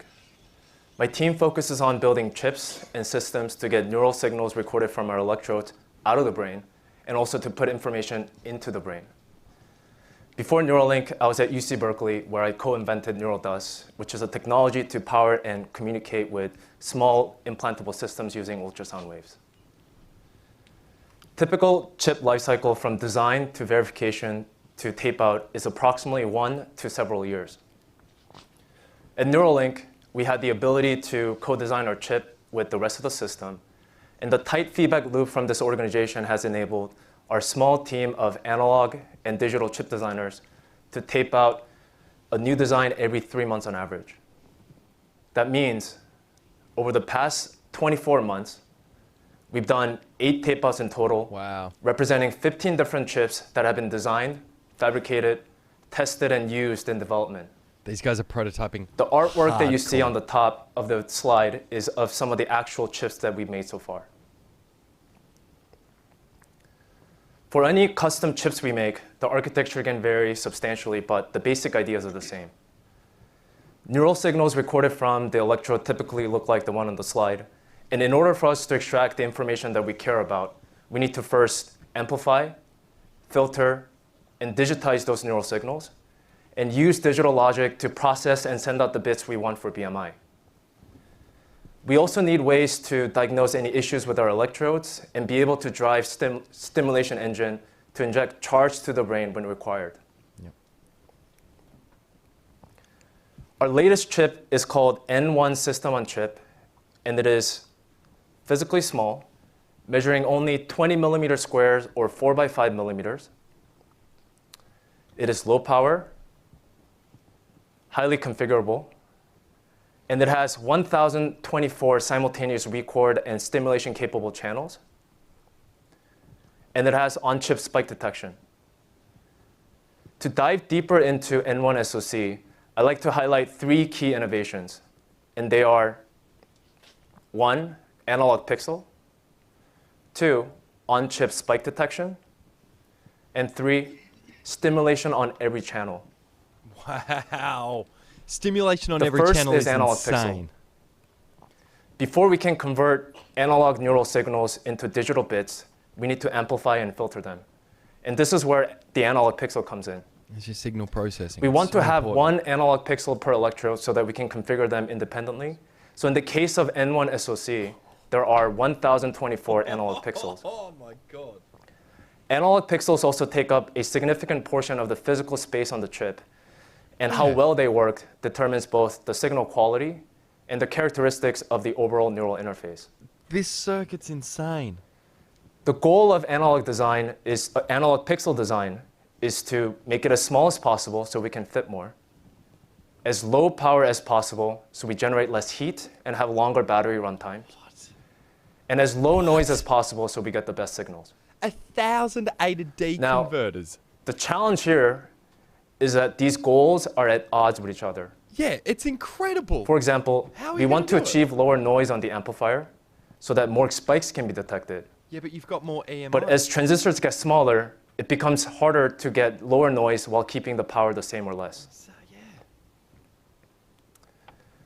How are Since you the gonna start of do it? Neuralink, we've gone through 3 major revisions to the analog pixel, progressively improving both the size and power while maintaining performance.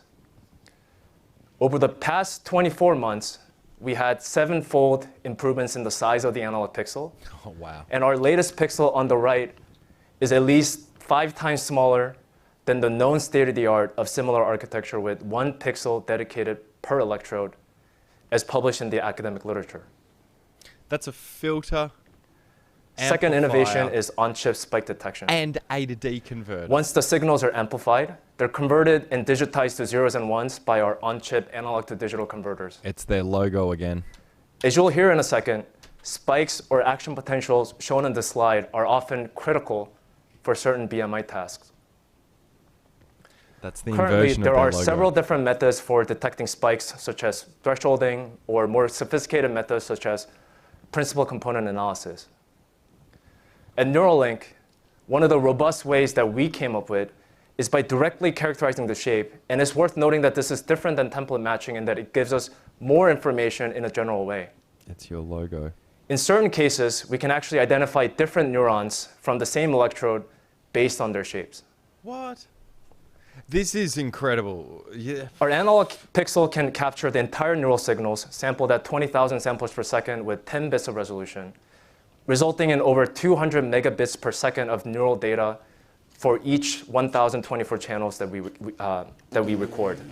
My God. In our This is previous like- systems that you heard about, we were able to stream this entire broadband signals through a single USB-C connector and cable, and we performed real-time spike detection on an 8-core machine running our optimized C code.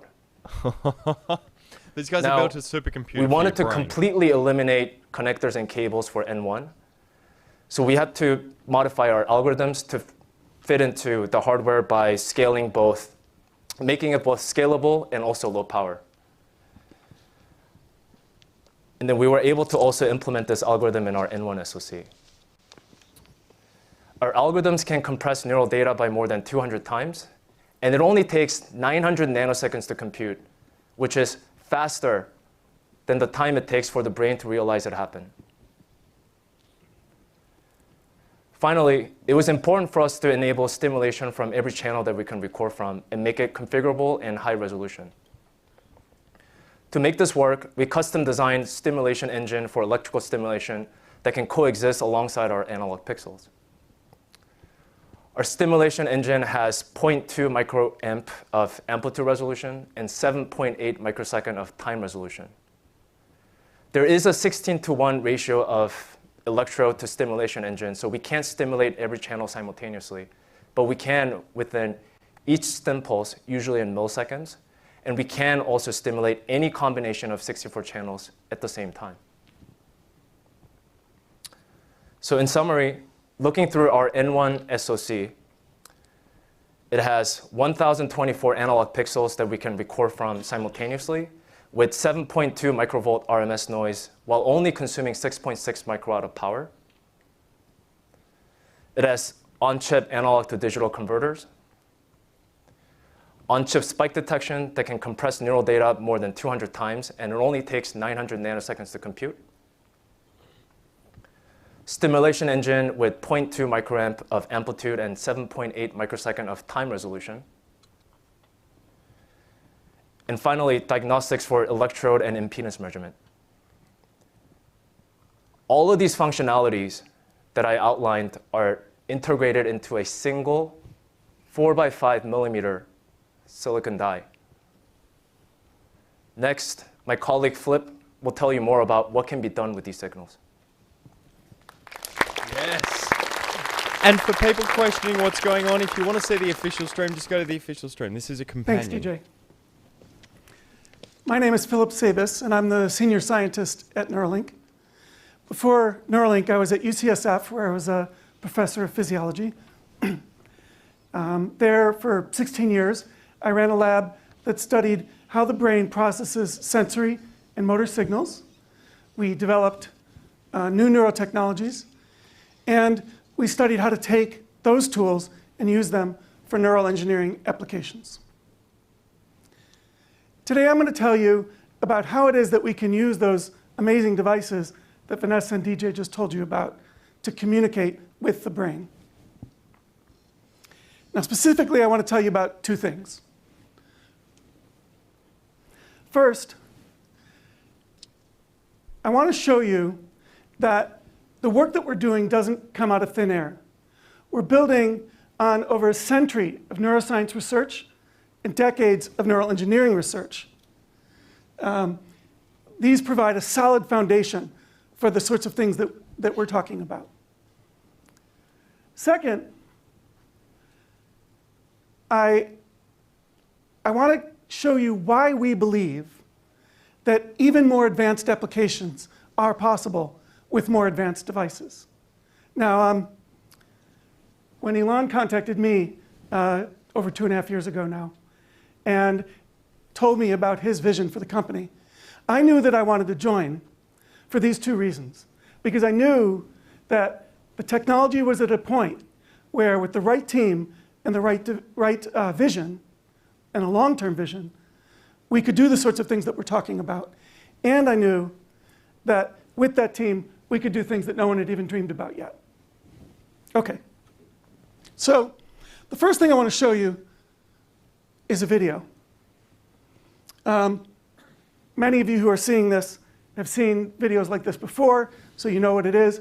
But if you don't know what this is, I have the distinct pleasure of telling you that right now what you're looking at is the brain at work. This is in fact traces of a bunch of electrodes that came off of one of our devices, a bunch of electrodes from a single thread. And a single thread. Each trace shows you the voltage waveform in time as it's coming off of one of those threads. Now, if we focus in on one of those traces, the first thing you may notice is that there are these big voltage deflections that happen periodically, and these are the spikes that Max and Elon and others have talked about. These spikes occur, again, when a neuron has an action potential. And this is the fundamental element of communication within the brain, and this is the thing that we want to tap into. This is what we want to be able to record. Now, as DJ just told you, we have algorithms that can detect these spikes in real time as they're happening. And that allows us to collect data that looks something like this. This is what we call a spike raster. So each row there represents one channel of recording, and time goes from left to right. And each of those little tick marks is the time of a single spike in action potential. All right, so presumably there's some information somewhere in there. How do we get at it? What are we going to do with it? Well, for the first application, which Max told you about, which is allowing paralyzed individuals to be able to control a computer, what we want to do is we want to reach into primary motor cortex and record the activity that's happening there. Primary motor cortex is the part of the brain that sends signals down the spinal cord and to the muscles to drive movement. Of course, it does that with action potentials. And in particular, we want to record from the hand and arm portions of primary motor cortex. So imagine that you have a person sitting holding a mouse, and they're sitting still, and then they make an outward movement with their mouse, and then they reach back. What would you see in the brain? Well, here's a synthetic neuron. I made these data up, but it gives you the idea. Here's a synthetic neuron that shows that in the background activity, when the person's at rest, maybe there's some firing. But when that person reaches outward, that neuron starts to fire a lot. And when he reaches back, the neuron becomes quiet. So this is what we call a neuron that's tuned to a particular direction of movement. Now, maybe we'll record from another neuron, and this neuron may have a different pattern. It may be tuned to the return movement and not to the outward movement, so it fires more on the return. What if we ask the person to do that movement again? What we would see is a similar pattern of activation. So the neuron on top still fires more for outward movement, and the neuron on the bottom still fires more for the return movement. But you'll notice that the patterns are different. And that's because neural activity in the brain is random. It has stochasticity. Which means that even though the person may be intending to do the exact same thing from one movement to the next, the neural code, the neural representation at the level of an individual neuron is noisy. And this is just one of the reasons why we need to record from lots of neurons in order to be able to gain a high fidelity readout of what the intention is. So let's say we record from a bunch of neurons. It might look something like this. Now, if you look at that, you might think that looks pretty messy and it's not clear what's going on. But I'm going to do a little trick. I'm going to take those neurons and I'm going to rearrange them so that they're in the order of the tuning that they have, just as I told you about those two neurons. And if you do that, look what happens. Now suddenly structure emerges. And I think you'll agree, looking at that there's information in that stack of neurons that tells you about the movement. And that's exactly what we want to do. We want to do that kind of magic in an automated way to read out the movement. The way we do that is by building something that we call decoding algorithms. These are mathematical algorithms that we tune based on data like these to be able to take in just those rasters of spiking activity and output the movement that the person wants to make. Okay, so for these little fake data, I built a very, very simple decoder, and sure enough, it's able to capture the intended movement. This is what we want to do on a bigger scale. Now, you might say to yourself, I don't understand, you're talking about moving, but I thought it was about paralyzed people, right? So how does that work? Well, it turns out we know from a lot of prior research that even if you're not actually making the movement, even if you're just thinking about the movement, or even if you're watching someone else make movement, the cells in motor cortex respond in a similar way. So we can build up these decoding algorithms just from those kind of data. And then a paralyzed person can think about moving the mouse, and the cursor will move. Now,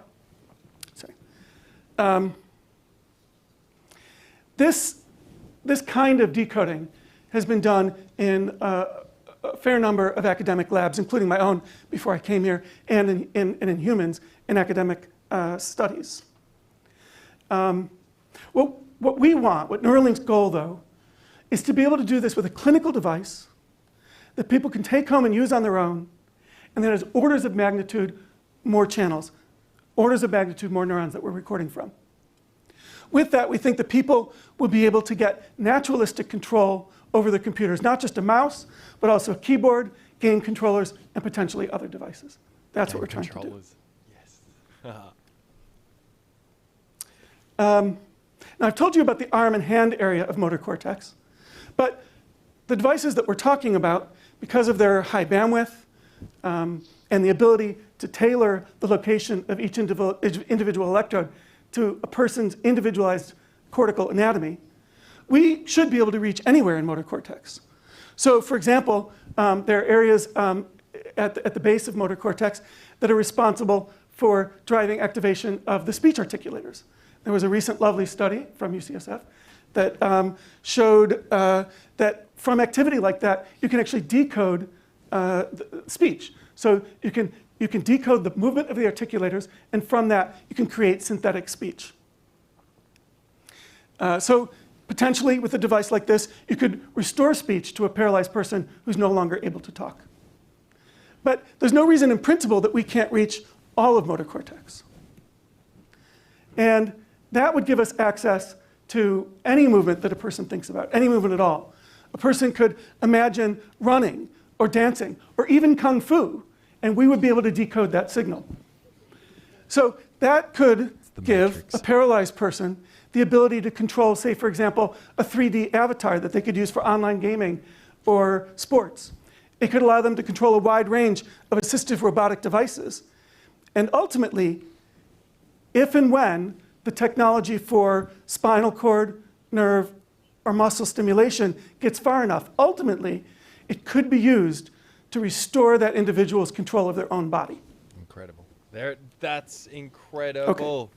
That's I've talked about readout, but remember, we want bidirectional information. We don't only want to read information out of the brain, we want to be able to put it back into the brain. Make me fly a Now, helicopter. to some of you, that may seem a little bit fantastical that you could write information into the brain.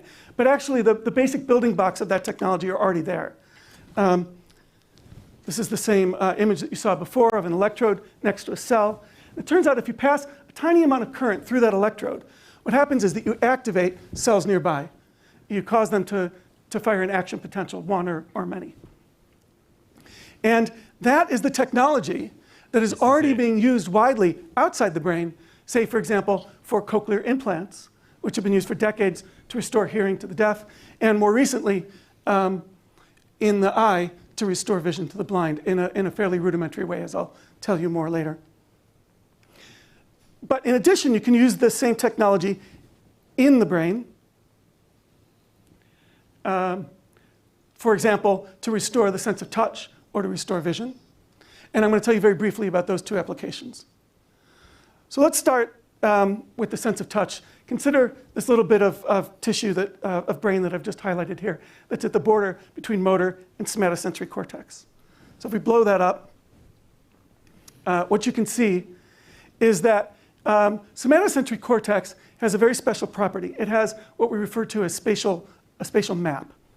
And what I mean by that is that there are regions that encode the palm of the hand and each of the 5 digits, for example. So if we were to stimulate at one little location, say in the thumb part of the cortex, the person would feel a sense of touch or pressure on their thumb. Or if we were to stimulate 2 sites in the palm area of cortex, you might feel a couple of points or touches on your hand. This kind of technology has been demonstrated in many academic labs. And in a recent really nice paper, it was shown that with subjects controlling a robot arm through BMI, getting tactile feedback of when that arm or when the hand of that arm was grasping an object improved the ability to pick up and place objects with the robot. So this is the kind of thing that can really help decoding. So imagine what we could do if we were able to take our device and cover all of somatosensory cortex. We could give rich sensation of objects, of haptic feedback when you're manipulating objects. We could maybe feel different textures. But it's not just about improving the user experience. It's also about getting to the level of functionality that we want. Imagine for a second, imagine typing. Now imagine typing with your fingers anesthetized. That's going to be pretty hard. So that haptic feedback, that sense of sensory feedback during movement is going to be important going forward. And VR. Yeah, okay. Imagine So, playing VR games and feeling that sensory pain. feedback for the hand. We can also potentially provide visual feedback. So visual cortex, just like somatosensory cortex, has maps. So there's a spatial map in visual cortex, which is here in orange in the back of the brain. So for example, if we stimulate a particular point in cortex, we might see a flash of light in a little punctate spot in front of us. And this was demonstrated many years ago by neurosurgeons, and it's been used in academic labs, and that we call that little dot a phosphene. And if you stimulate another area, you'll get a phosphene in a different location. So the idea here is that you could stimulate a bunch of different areas, and you could create kind of like a dot matrix image of the visual world, which could provide a rudimentary form of vision. And there are academic labs and even companies that are working on technology just like this. But there isn't just one map in visual cortex. Actually, there are a bunch of different maps. This is a good example of how the brain works. There's a spatial map, but there are also maps telling you about the orientation of edges in the field. There are maps telling you about color. There are maps telling you about the size and speed of objects moving. So what we want is a device that has sensors that are small enough, electrodes that are small enough, and a high enough density that we can tap into that rich collection of maps with our stimulation devices so that we can do better than just dot matrix, so that we can actually create rich visual feedback for the blind. That's the long-term goal. Okay, that's just, again, one more example of the way that these devices can be used. Oh my goodness. So I've talked about recording signals and I've talked about stimulating. You can combine those two to treat a variety of neurological disorders. Max talked earlier about deep brain stimulation to treat, say, for example, Parkinson's disease. And many people have those devices in. Academic labs have recently shown that you can do better with stimulation, you can treat better, if you also are able to record the state of the brain, say from motor cortex, and use that to shape the pattern of stimulation. Deep brain stimulation, or DBS, has also been used for dystonia. It is already approved for dystonia and obsessive compulsive disorder. And we think, again, closed-loop therapies can do better. And in fact, for epilepsy, there's already a commercial product that does this kind of closed-loop seizure detection and disruption, although it does it with only about 8 electrodes. Versus 1,000. There are many other diseases. Oh, no. All right. Oh, we're going backwards. We'll get there. Sorry. This is called a recap, though. Imagine playing VR games or anything like that. There are a number of other neurological disorders where DBS has promise, but is still an investigational stage, like depression, chronic pain, tinnitus. Now, even though these diseases are currently being treated with these big DBS electrodes like you've seen, we think that there's a potential here for the kinds of devices we're designing to get individualized, highly focused treatment that will reach broader patient populations and be able to be more effective in the way that they treat these disorders. All right, lastly, I want to tell you about not just sensory input and motor output, but about thought. So there are parts of the brain where we know that there's neural activity that encodes the things that you're thinking about. And one great example is an area called the hippocampus. The hippocampus is involved in memory formation, and it helps store episodic memory, things that you remember from your life. It also has a particular kind of memory for locations and views that you know. For example, it'll have cells that represent places in your own home or in a city that you know well. So imagine that you could record from a collection of neurons in the hippocampus of somebody who lived in San Francisco and knew it well. Then it's likely that they would have some neurons there in the hippocampus that represent various locations in Golden Gate Park. And so if that person were to take a car ride, for example, from the ocean through the park, you would see those neurons fire in order as they took that ride. First a neuron that maybe represents a view of the ocean, and then the bison in their paddock, and so on. All right. So I've told you about the way that the brain represents information, and that these sorts of encoding methods, representations in the brain, are things that we can learn to decode. And I've told you about some of the applications and how they might work. As the device technology gets better and better, and as we get more and more experience with those devices, we and other researchers will be able to bootstrap off of those advances to reach other brain areas and other applications. That's what we're trying to do. This is legit. Neuralink's goal is, neuroscience has shown that a wide variety of information content is readily available in the brain.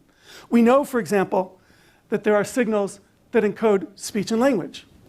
There are signals that encode your mood. There are signals that encode the sense of pain, when you're hungry and when you're thirsty. There are signals that encode your memories, and even esoteric things like mathematical reasoning. What Neuralink wants to do is to give people the ability to tap into those representations, to get better access to that information, both to repair broken brain circuits and also to ultimately give us better access to better connections to the world, to each other, and to ourselves. Legit, yes. Yes. This is so good. I'm going to get rid of this red bar down the bottom. Hold on. All right, thanks. There we go. So we're going to take a risk here and just do some Q&A. Q&A time. I got a that question. hopefully was a good understanding of the brain. Yeah, nice work, guys. Yeah, it's spectacular. They all did a remarkable job. That's And they're all very proud of the legit. Neuralink team. They've done amazing work, and yeah, it's a really smart group. And there's a lot more there's a lot more really smart people. So what you're seeing here is the outcome of a lot of hard work by the Neuralink team, and yeah, I think there's some pretty impressive stuff. So we can take some more questions from the audience. The lights are bright, so you might have to Just yell at him. gesticulate or something. Yeah, is there a roadmap towards allowing people or organizations to actually push custom code to these devices? This is a really interesting question. So it's definitely too early to really think about this. I mean, Elon, I don't. I think we'll hold up on the custom code immediately. Yeah. But I think Shut it down. I mean, it's conceivably there could be some kind of app store thing in the future, or some sort of platform with like a very rigorous Approval process. verification of the application. Yeah, But yeah, I mean, I think that this is certainly not meant to be sort of a closed system. Ultimately, Open if we can APIs. enable others to contribute, whether they're at Neuralink or not, that would be a good thing, for sure.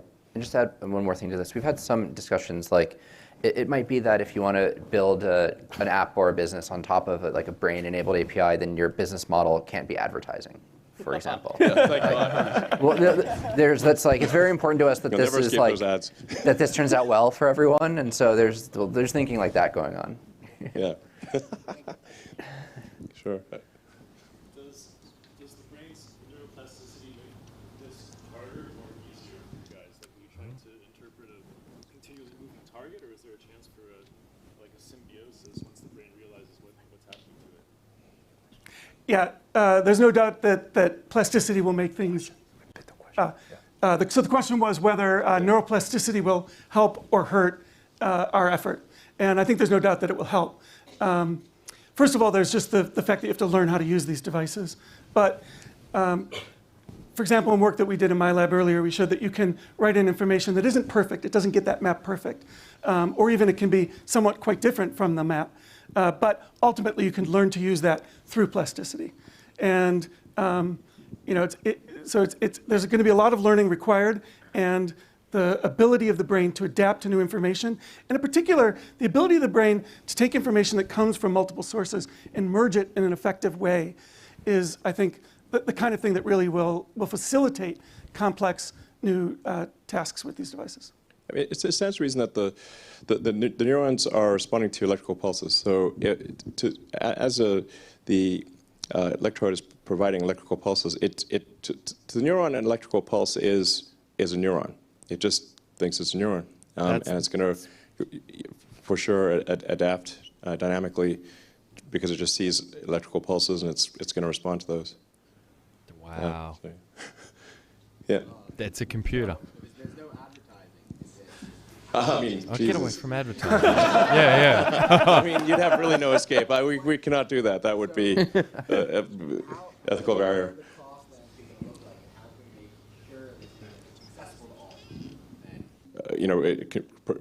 Contribute to the economy. I think that will. I think that the economics of that will easily pay for itself. And then in the limit, of course, if you want to be symbiotic with AI, it'd be like, I think it's safe to say you could repay the loan with superhuman intelligence. I think it's a safe bet. So I think the economics of this will work out. And the first order is really just to make sure that it works and works safely.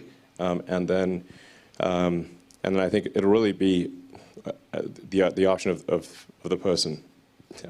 But it is critical that this be sort of, as we've talked about before, like a LASIK-like device. If this has to be done by a neurosurgeon, it cannot be scaled. There just aren't enough neurosurgeons. So it must be just as one wouldn't want sort of like a hand operated laser for an ophthalmology situation, you really want the robot doing it with precision. The same Yes, thing please. goes for the brain interface. So, yeah.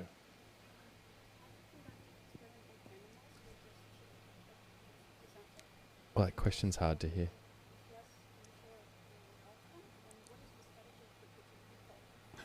Sure. Yeah, so the question is, have we implanted the chip in animals? And if so, what are the results? So I think first it's important to say that we regard any chip implant, even if it's in a rat, as a very serious thing. Like, so we even care about rats, even though they have the Black Plague and everything. So like they arguably have some karmic payback. But nonetheless, we care about rats. So, and then we're extremely sensitive with monkeys, and we work with University of California at Davis for any of the monkey activity. So, and the results have been very positive. Do you want to maybe talk about? I know this is a sensitive subject. Yeah. But I think it is. Yeah. We definitely need to address the elephant in the room, the monkey in the room. Yeah, I mean, I think that it's... Elon's brilliant. We wish that we didn't have to work with animals, right? That we just wish that wasn't like a step in the process, but it is. It's like it's a very important part in the research and development process to produce better outcomes for human patients and improvements in human health. And we try to be very thoughtful and we follow the 3 R's of like reduction, replacement, and refinement of laboratory animal medicine, and we try to be very careful and thoughtful about it and do it as efficiently as possible, because we believe that the benefit to humanity is in the end like the benefits outweigh the negatives. The questioner also asked about the results, and there is a paper available, I think now, soon, that has some of the results in them. I think it's available today. Yeah, I mean, but we have made monkey has been able to control the computer with its brain. Just FYI. I didn't realize so we were running that result today, but there it goes. The monkey's going to come out of the bag. So, this is much good for a point of it. Yeah.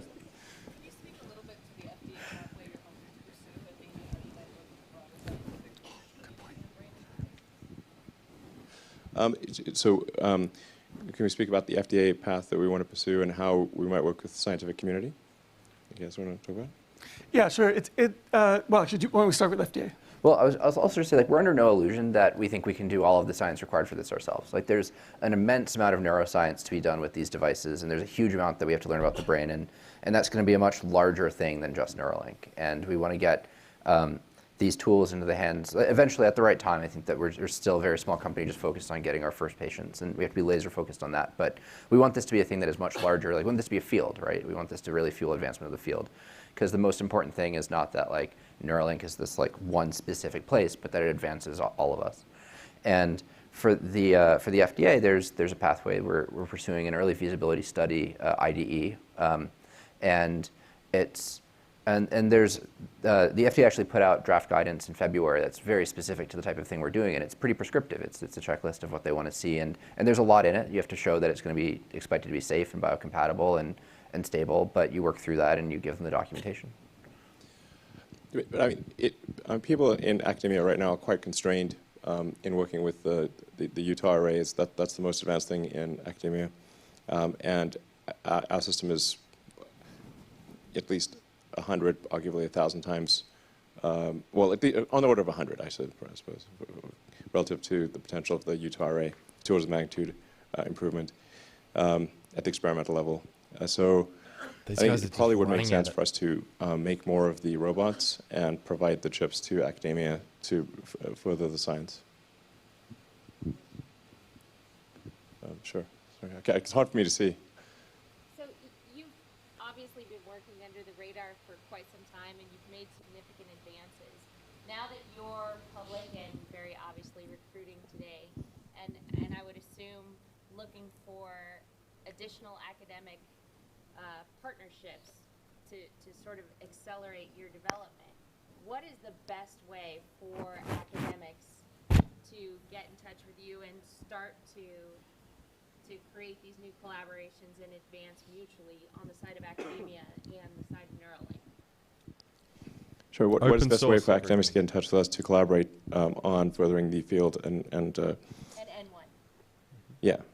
What do you guys think? So first, if anybody out there has technologies or ideas that they haven't heard us talk about today and that they think could be useful for us, they should reach out and tell us about it. We're always interested in new technology and new things that are happening in the field. So that's a first.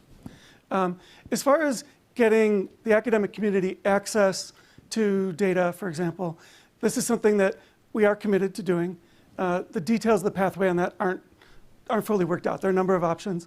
And to be honest, if you have ideas about ways that anyone in the academic community thinks that it would be good to engage with us, we're willing to listen. And we'll pick one or two and we will make it possible for the technology that we're working on to have a very broad impact on the field. That's definitely one of our goals. Wow.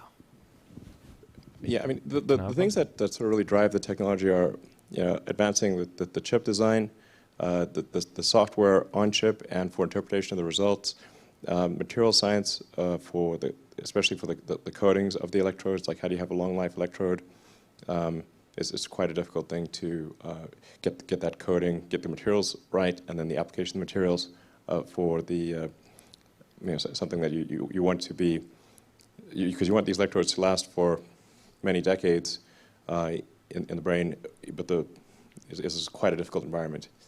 It really wants to corrode. So getting the right coatings is incredibly difficult. It's a tough material science problem. Sure.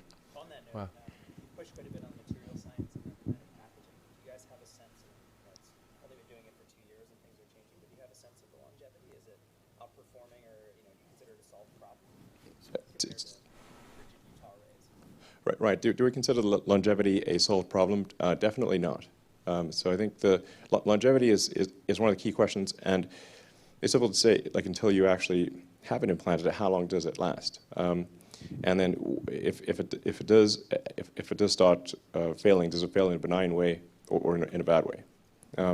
So I think there's not enough time yet to actually say whether it is going to live for a long time. But it obviously makes sense to have accelerated live testing of the electrodes, so in a non-brain situation. So you figure out something that's actually a worse environment than the brain, and which is actually quite a difficult environment for a chip. And electrodes. Find something that's even worse and have accelerated live testing. That's one of the key things. And then they need to confirm that in an actual brain. So, I mean, the latest results are quite promising, but it's too early to reach conclusions. I think we've just recently seen what we think is a remarkable breakthrough, but time will tell. I wonder what it is. Tell us. Sure. Yeah, I can just. I was wondering, how are you planning to avoid the mechanical mismatch between the neural probe and the brain that can make probes? How will we address the mechanical mismatch of the electrodes and the brain? Essentially, because the cells are like jello and electrodes are really hard. And so you have a big stiffness difference between brain cells and the metal electrode.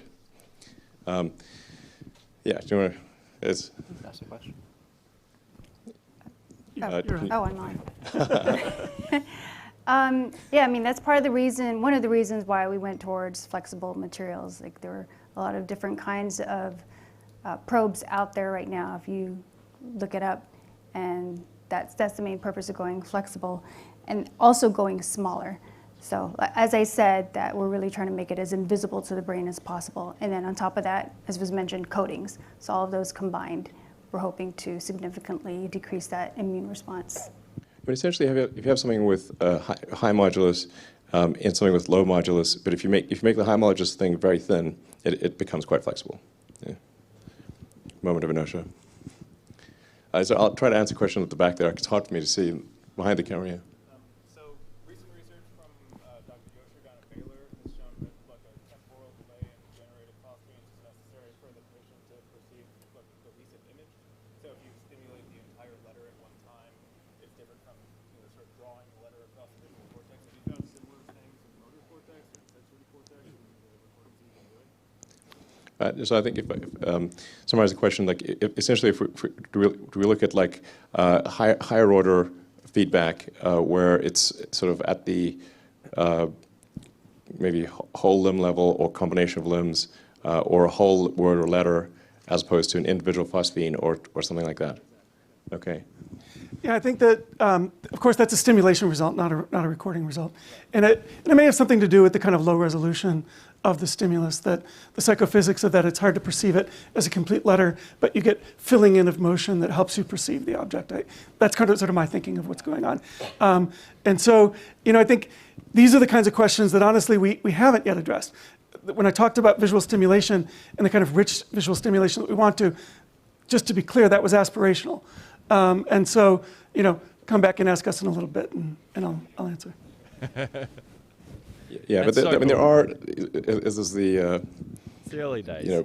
There are like individual neurons that you can trace to particular names and concepts and people, at kind of advanced long-term level, I think people would have kind of like if two people had a Neuralink, you'd be able to effectively have a sort of really high bandwidth telepathy, or actually technically going over radio waves, but you could actually communicate at a sort of complex meme structure level, using the Dawkins version of the meme. So then you could really have like potentially a new kind of communication. It's sort of a conceptual telepathy, essentially. Of complex memes. It would also be consensual. I'll try to answer something in the back.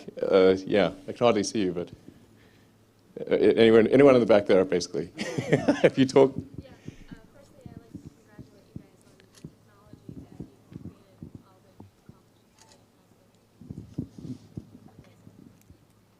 Thanks. Great team.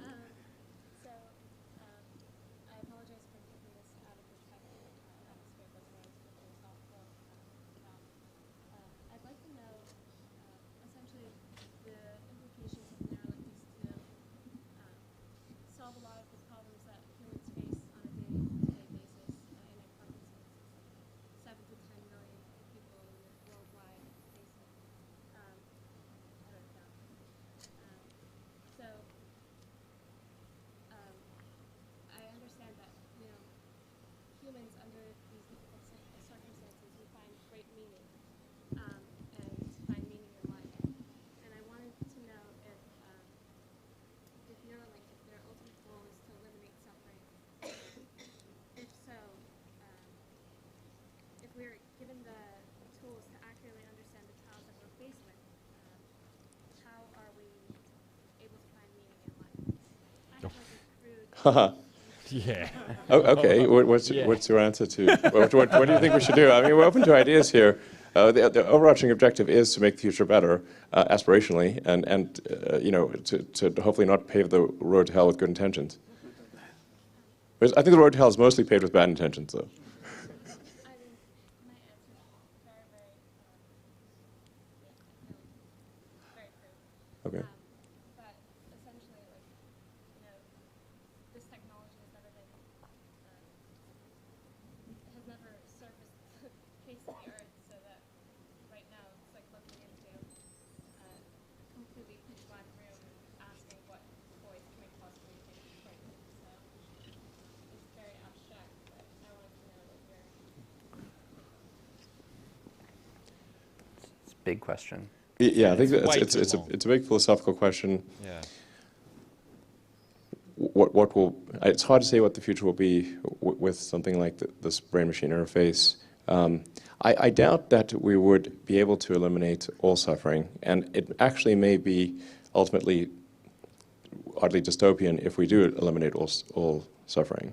That actually may not be a true utopia. There's like generally like stories about utopia tend to turn into dystopia. But I think we can definitely make a significant difference, and we can address, when I say we, I mean humanity can address a lot of the suffering that occurs in the world, and make things a lot better. And I think a lot of times people are quite sort of negative about the present and about the future, but really I think if you're a student of history, when else would you really want to be alive? Now's the best time, pretty much. Legit. Yeah. It's like those who think the past is better have not read enough history. Okay, way in the back there, I see actually, you can see a hand. Yeah. Can you talk a bit about the computational backend that derives gain from these reported fault streams? Is it like traditional compute, bunch of GPUs, a bunch of asynchronous FPGAs? Can it run on AWS? Is it going Yeah. Yeah, guys. Yeah, I think that DJ should answer some of this, but so yeah. no. No. It doesn't run on AWS. I'll also say that you often have very tight latency constraints in this system. Yeah, exactly. You really have to run locally. Yeah, so the question is, how are we doing the backend computation? What are some of the methods that we're doing it? Yeah, so as Max just mentioned, latency is something that we do want to minimize as much as possible, especially in the context of doing closed-loop BMI, so being able to record and also stimulate and put information back into the brain. So in order to make sure that that latency between the end-to-end system is minimized, we need to have all of that computation locally. So that's one instance of the evidence of spike detection that you saw that's slowly progressed from computation from the computer onto the integrated chip is something that we strive to do as well with closed-loop BMI algorithms. Yeah, I mean, essentially the vast amount of the computation is actually done locally on an ASIC, effectively. So the amount of data that needs to be communicated beyond the body or the brain is really distilled down to a small amount. And as DJ was saying, like especially important for if you want to say give someone who's a tetraplegic the ability to type at 40 words a minute, which is one of our goals, and that requires a very low latency feedback loop. I think last question. Okay, last question. Okay, go. Yeah, fire away. In terms of the vision of the company, are you trying to get to the stage where you can have one thread per neuron? And if not, what kind of number are you aiming at? And at what order of magnitude of channels would you consider trying yourself? Okay, this is a few questions packed in there. So one of the first question was, essentially to summarize what we're saying is like, what's the ratio of electrodes to neurons? Because you wouldn't want a 1-to-1 ratio because that's a lot of electrodes. So you really want to actually have that ratio be as big as possible, and ideally at least 100-to-1, maybe 1,000-to-1, ideally. So because the bigger the ratio of neurons to electrodes, the fewer implantations, it's going to be just way better. So for sure you'd want to read a whole bunch of neurons and then be able to stimulate neurons or a cluster of neurons by varying the field potential, so that you don't need to have a 1-to-1 stim or read ratio. Ideally 100-to-1. You guys want to add? Yeah. I guess I would or more. Yeah. I think it's important to add to that any answer we give to what's the right number of electrodes at this point is speculation. Yeah. That's part of the. I mean, speculate. Yeah, but the point I'm trying to make though is that this bootstrapping that we anticipate is going to happen. We're going to put in devices, they're going to be lower level. From that, we'll be able to find out the information content and information density in the areas that we're looking at with the electrodes we have. And we'll be able to bootstrap up from that. So, I actually believe that we are the ones that are going to be able to answer that question without speculation. And I'll say, when you look at the anatomy of the brain is mostly silent. On average, a classic electrode can see somewhere between 0 and 4 neurons electrically by different waveform templates. But when you just look at the anatomy and the distances, you'd expect it to see more like 1,000. And so this question of why is the brain so silent is an interesting one. And one of the hypotheses is that there's a lot of neurons that have very narrow receptive fields that only fire when they have very high information content updates with respect to something specific. And one of the challenges with spike sorting is that you can't tell you can't tell apart another spike of a neuron that you think you're recording from with, that was the first time I heard from that neuron specifically that I don't know is there, right? And as you have these long-lasting chronic devices, you'll be able to get more of that out in the decoding. Yeah, I mean, I think it's going to vary. The electrode to neuron density is going to vary quite a bit depending upon what part of the brain it is as well. If it's sort of somatosensory is probably like a pretty big ratio. Like you can get pretty impressive results like controlling, essentially a cursor with your brain. You don't need very many electrodes for that. So, and there's a lot of neurons in the sort of motor cortex. So I think there's some cases where you could have, I don't know, this is really speculation, of course. Do it. I mean, some places where you could have maybe 10,000 to 1, and some places where you'd want maybe 10 to 1. It could probably, I suspect it will vary quite a bit. And I just really quickly, I think Dan's question, because this is longevity is a really important question that we think about all the time. I don't think that we're releasing histology in the paper today, but I think that just to put some pressure on this team, I think that we're running that around SFN probably. There's some really cool stuff in progress. Hey. All right, thanks everyone for coming. Thank you. Oh, so there we go. There we are. For those of you who are still around, what a sensation. Great question. Great question. Thank you. Oh, Kim, how you doing? Hang on, did they just say they said more questions, but the live stream's cut through? All right, so let's recap what we had there. The live stream started like 40 minutes late. So we had some fun at the beginning. Let me get these headphones off. I don't need them anymore. You may have seen every now and then I was looking around, my computer was overloading halfway through. What we've heard there is absolutely incredible. Not only are we talking about being able to harness the input through, look, back in the days, things like functional electrical stimulation devices such as this one where you could effectively move controls. We've classically seen that. Oh, I just got to make sure the test one. Okay, cool. Their video has now gone to an ad of some sort, so I just wanted to make sure we were still okay.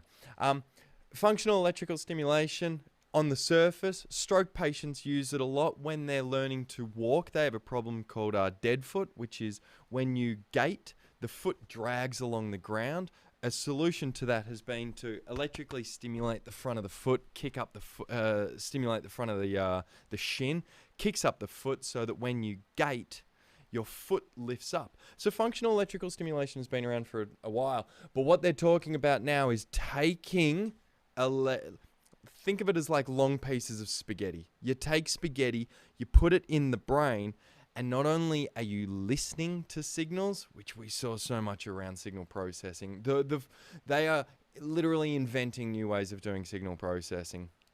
Because you have like 1,500 pieces of spaghetti are going to be sitting inside your brain, and you have to do amplification and signal processing, like analog to digital signal processing on each of those pieces of spaghetti. That's wild. That's absolutely wild.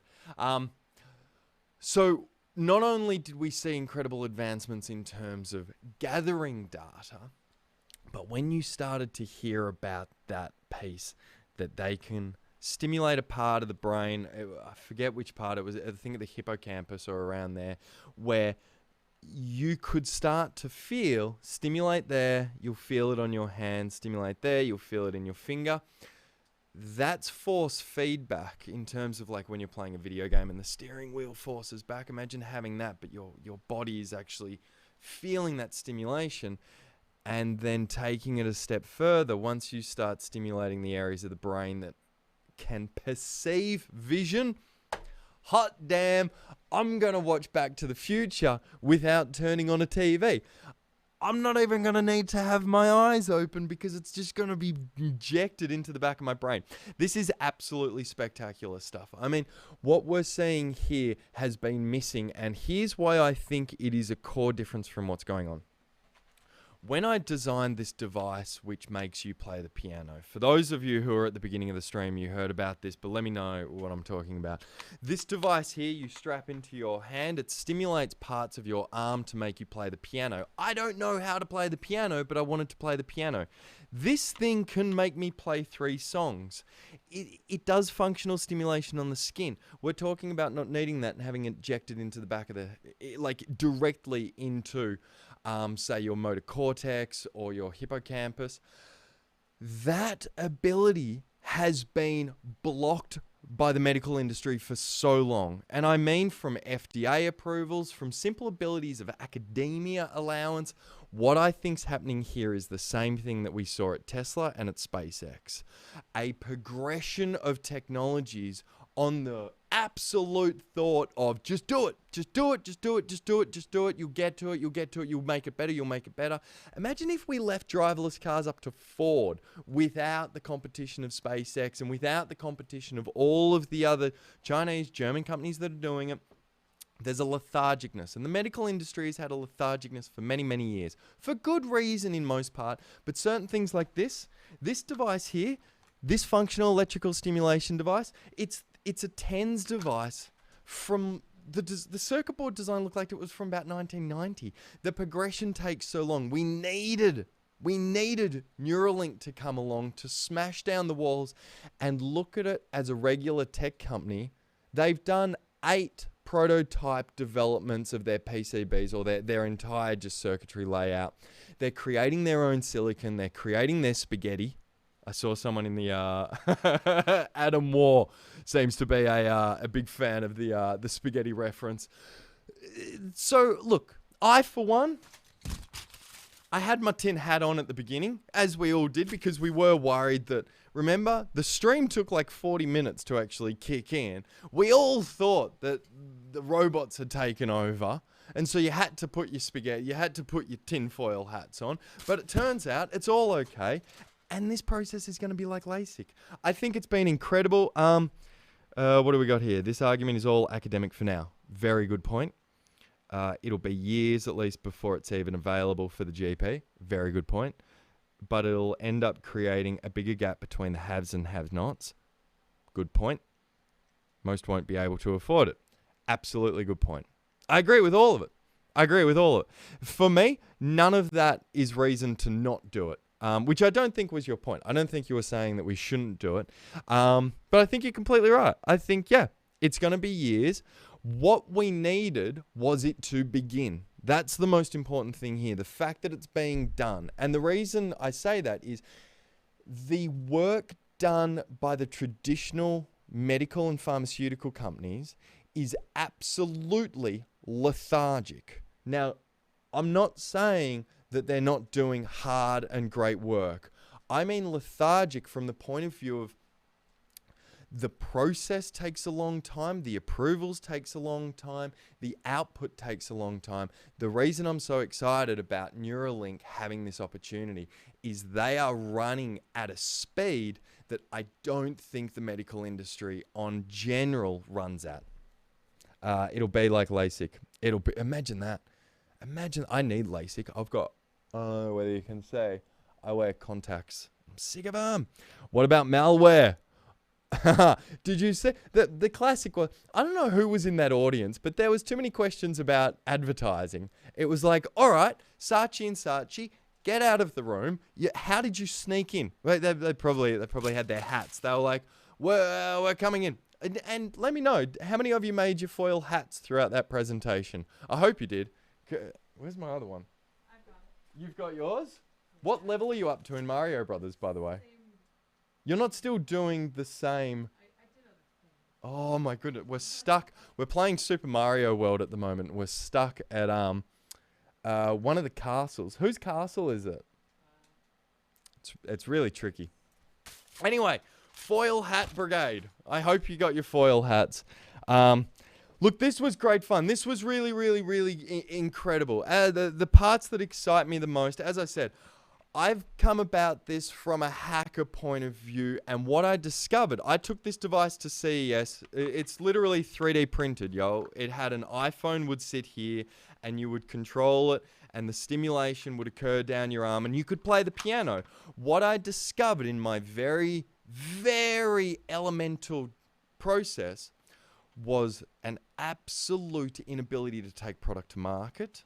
The FDA complexity was, look, FCC complexity is pretty hard. FDA complexity, oh my goodness. And yeah, it absolutely should be. However, should we not have some sort of prototyping speed? Should we not? The fact that functional electrical stimulation is using the similar technologies from like 10 years ago, this thing should be rapidly evolving at the same rate that these guys have done. 8 prototypes in 12 months, I think. In 2 years, sorry, I think. Incredible. So excited about it. Really, really, really wrapped. Just going to check some final questions, see if there's anyone. Yeah, look, thank you to everyone who jumped in on the YouTube stream here on Robot Time Machine. Thank you to the questions for sticking around. We're gonna end this. Total recap. We thought at the beginning that the robots had taken over the room. I still don't have full proof that everyone inside that theater wasn't taken over originally, and that's why there was the delay. But we had the 45-minute delay at the beginning. We saw the teams just... what an incredible team that they've got there. 20 actions to build speaking lifestyle. Oh, the phosphane stimulation was one that I found really, really, really interesting. When does designing an... here we go. Oh, piano encore. If you want to see the piano... Let's do it, my friends. Let me show you this device that I built. I'll show you. Let me get the... let me just bring up the site. I'm going to show you what it looks like from the point of when I actually made it. Let me show you this. This is a device that I built that makes me play the piano. The video that you can see it on is... what is Neuralace? I think. What is Neuralace? I'm just trying to find my own video. Sorry, here we go. Yeah. So in the future, if you ever want to see this, it's called... the video's on YouTube called What is Neuralace? I'm putting it into my little live streaming panel here. So this will... we're about 40 seconds away from this. What's 1080p? 1920 by 1080. Because I have to get the resolution right. Live streaming's still not a simple thing at the moment. Here we go. There it is. All right. It's called Neuralink. I think I'm talking. Here we go. So, this is a presentation I gave. What year was this? What year did I do this? 2017. I think I did it earlier than that. But the device itself is a piano device. Here we go. So, this device that I'm talking about here, this is the moment of creation when I was electrocuting myself. Let me play it. Focused movement where I just take control of one part of your body. And check this. There's middle finger, ring finger. Whoa. Oh, yeah. For reference, pinky, middle finger. Looking for index finger. Here somewhere. Come on, index finger. Found it. So that is playing strapped in. Roxanne. I'm now going to play Mary Had a Little Lamb. Check this. Are you controlling? I'm not controlling that. It works. So what is happening there? Right. So that video shows you what was occurring. I was stimulating different parts of my hand to play the piano. What we've seen these guys do, rather than where I was doing it above the skin, which is terrible, you know, at times I injected myself with needles and then stimulated. And if you go to that subcutaneous level, you get so much better stimulation and but it's violent. Your body knows you're being electrocuted, yeah? It's well aware you're being electrocuted. What they're talking about, though, I think it was the hippocampus where they were stimulating, which would give feeling in the fingers. That's only one step away from completely controlling your hand. And when I say one step away, it's exactly the same, but they didn't mention it tonight, outside of the realm of giving patients back control of their limbs.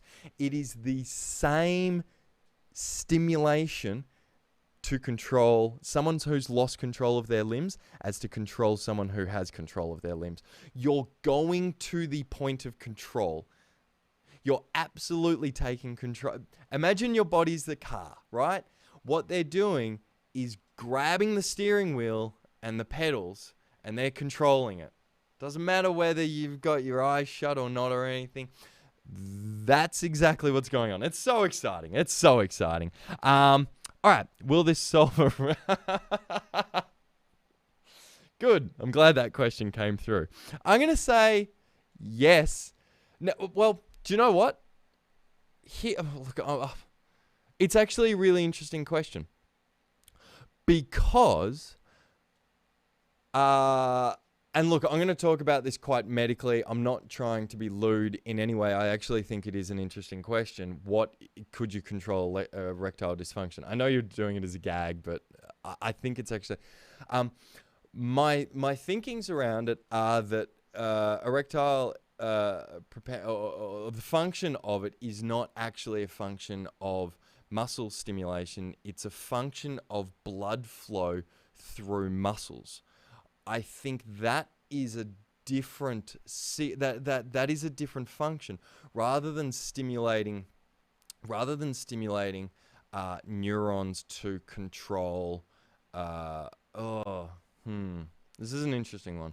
If I think about how I control my fingers, I don't think it would work for erectile dysfunction because stimulating like something that's flaccid isn't going to do it, because it's actually blood flow is what causes the firmness. So I don't think, at least like this device here won't do it. It's flexing muscles. Now, here's the answer. Actually, that entire time I was running theories through my head. I've just worked out. If you had a strong, if your member was actually at attention, I don't want to talk about it in a lewd way. So if you had an erection, using this device, it wouldn't so much make it stronger. You could control the direction in which it actually moves, because you're creating, in effect, you're flexing the muscles around there and pulling them like a puppet would. So it wouldn't actually create that. However, it would control it like a joystick. So maybe that's a new product that I've never thought about and we've just worked out. Imagine that. Imagine you're not creating the erection, you're controlling it like an airplane. All right, anyway. Interesting. Yeah, interesting stuff. Yeah. And just on that, yeah. Blood flow is, from my understanding, the cause of then the inflammation of muscles in the member. I'm not a doctor. I got no idea. Legit. I ain't no doctor. I like to hack things. I like to just build stuff and make things like this sign. But here's an interesting one. I control this sign behind me through my phone, right? So that neon sign behind me is hopefully going to turn on in a minute. Like, it's just live demos are ultra annoying. But if you have a device that can sense what you're thinking, if you can move, here's the thing.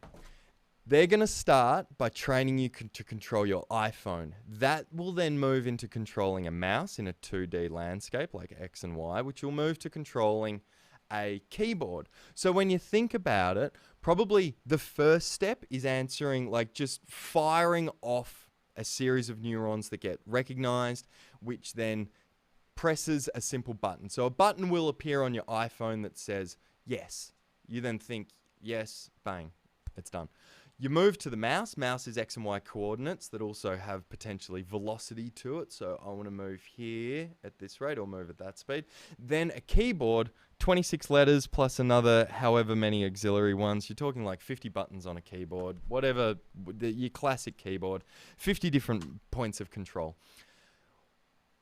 rather than mapping it to a keyboard, you could just map that over time you learn, oh, I'm thinking about the letter L. Well, instead of it typing the letter L is now mapped through an API to control the lights in your house, or to control, I've lost signal in my app.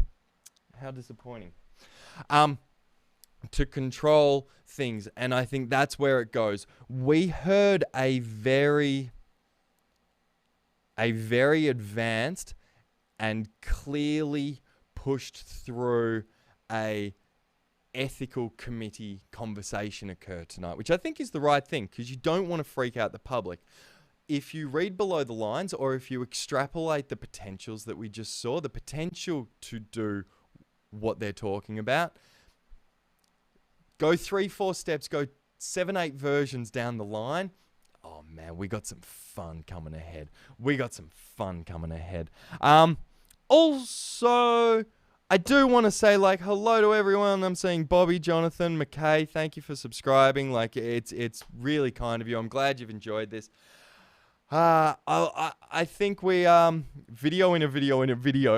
You're right. It is. You're absolutely right. When I was showing the video of me doing the keyboard, oh, I'll tell you what we're gonna leave.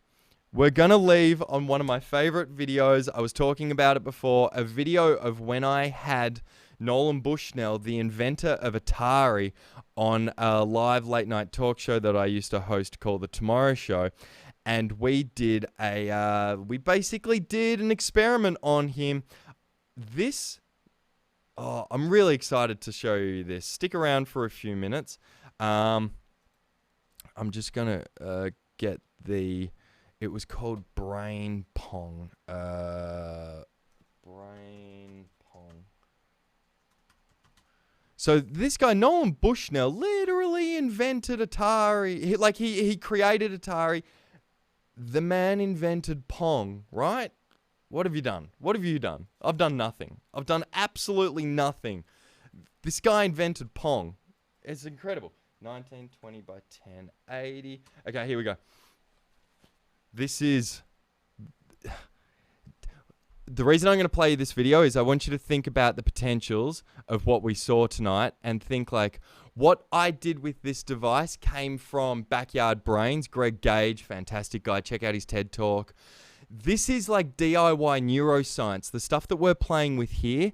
Imagine where we're going to get to when these DIY neuroscience things that we've been doing are merged with actual medical functions like we saw, and the incredible intelligence of those working on this. Not only at Neuralink, they are, as they even said in their own words, they're working on the shoulders of giants.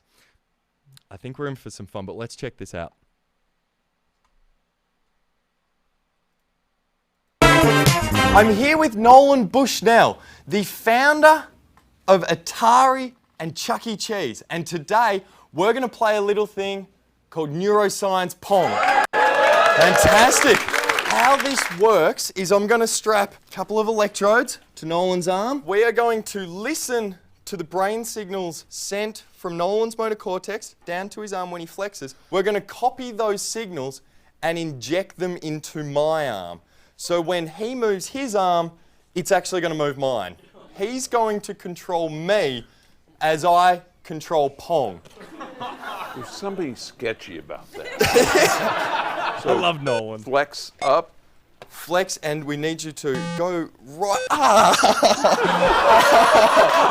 that worked. Okay, here we go. We need to go up and down. So you flex your arm whenever you like and bring it close right up to your chest. Yeah. I'm liking this a lot.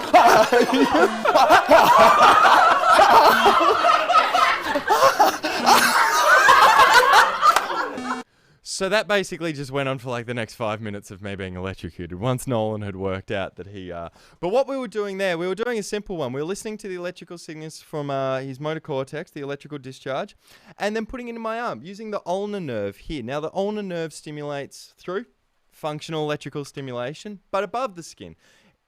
What I had there is just using technology, a TENS device basically. It's just a TENS device. But it was hitting that nerve. If you took the electrodes and put little needles in and went subcutaneous underneath, you're getting even closer. What we're doing with the spaghetti inside the brain, whoa! Oh, you think here it is, and I'm gonna leave on this. I'm gonna leave on this concept. In the Matrix, when they needed the information of how to fly a helicopter, and that information was downloaded into their head, that is still at this point science fiction. The injection of raw knowledge that I then become imparted with that knowledge is still some time away. What is absolutely realistic right now, if you broke into their lab, you could make this happen, is this. If you have a system like they do that can stimulate your body in such way that they have control of functions and they potentially can read thought from you, here's how the Matrix can become real. If you're sitting in a helicopter and you look at the dial and you see a dial that says altitude 1000 and you're looking at the dials, that information you're seeing, you're processing, these electrodes are sensing, and in the same way that their intention is to work out for you to control a keyboard, you could in a way go like, okay, 6,000 altitude, 7,000 altitude. The system can use you almost as a camera system, or just put a camera on your head and let the system actually use machine vision to look at all the dials and go, okay, we're at this altitude, we're at this trim, blah, blah, blah. It then, in the cloud, goes, how do I control a helicopter with these current conditions? Right? I need to add some trim, I need to adjust the throttle, and I need to pull back on the stick a little bit. That signal comes through the neural lace, hits your hippocampus and other parts of your mind to stimulate your hands, similar to the keyboard, and it then controls your body. So you are, in effect, flying the helicopter. However, it's actually all of the information processed for all of the actions that you need to take to control that helicopter are being done off in the cloud. It's just controlling you. In the same way that if I sat in the seat of a helicopter and someone who knew how to fly a helicopter sat behind me and controlled my body, very similar. But in this case, we are mainlining those control signals to our brain.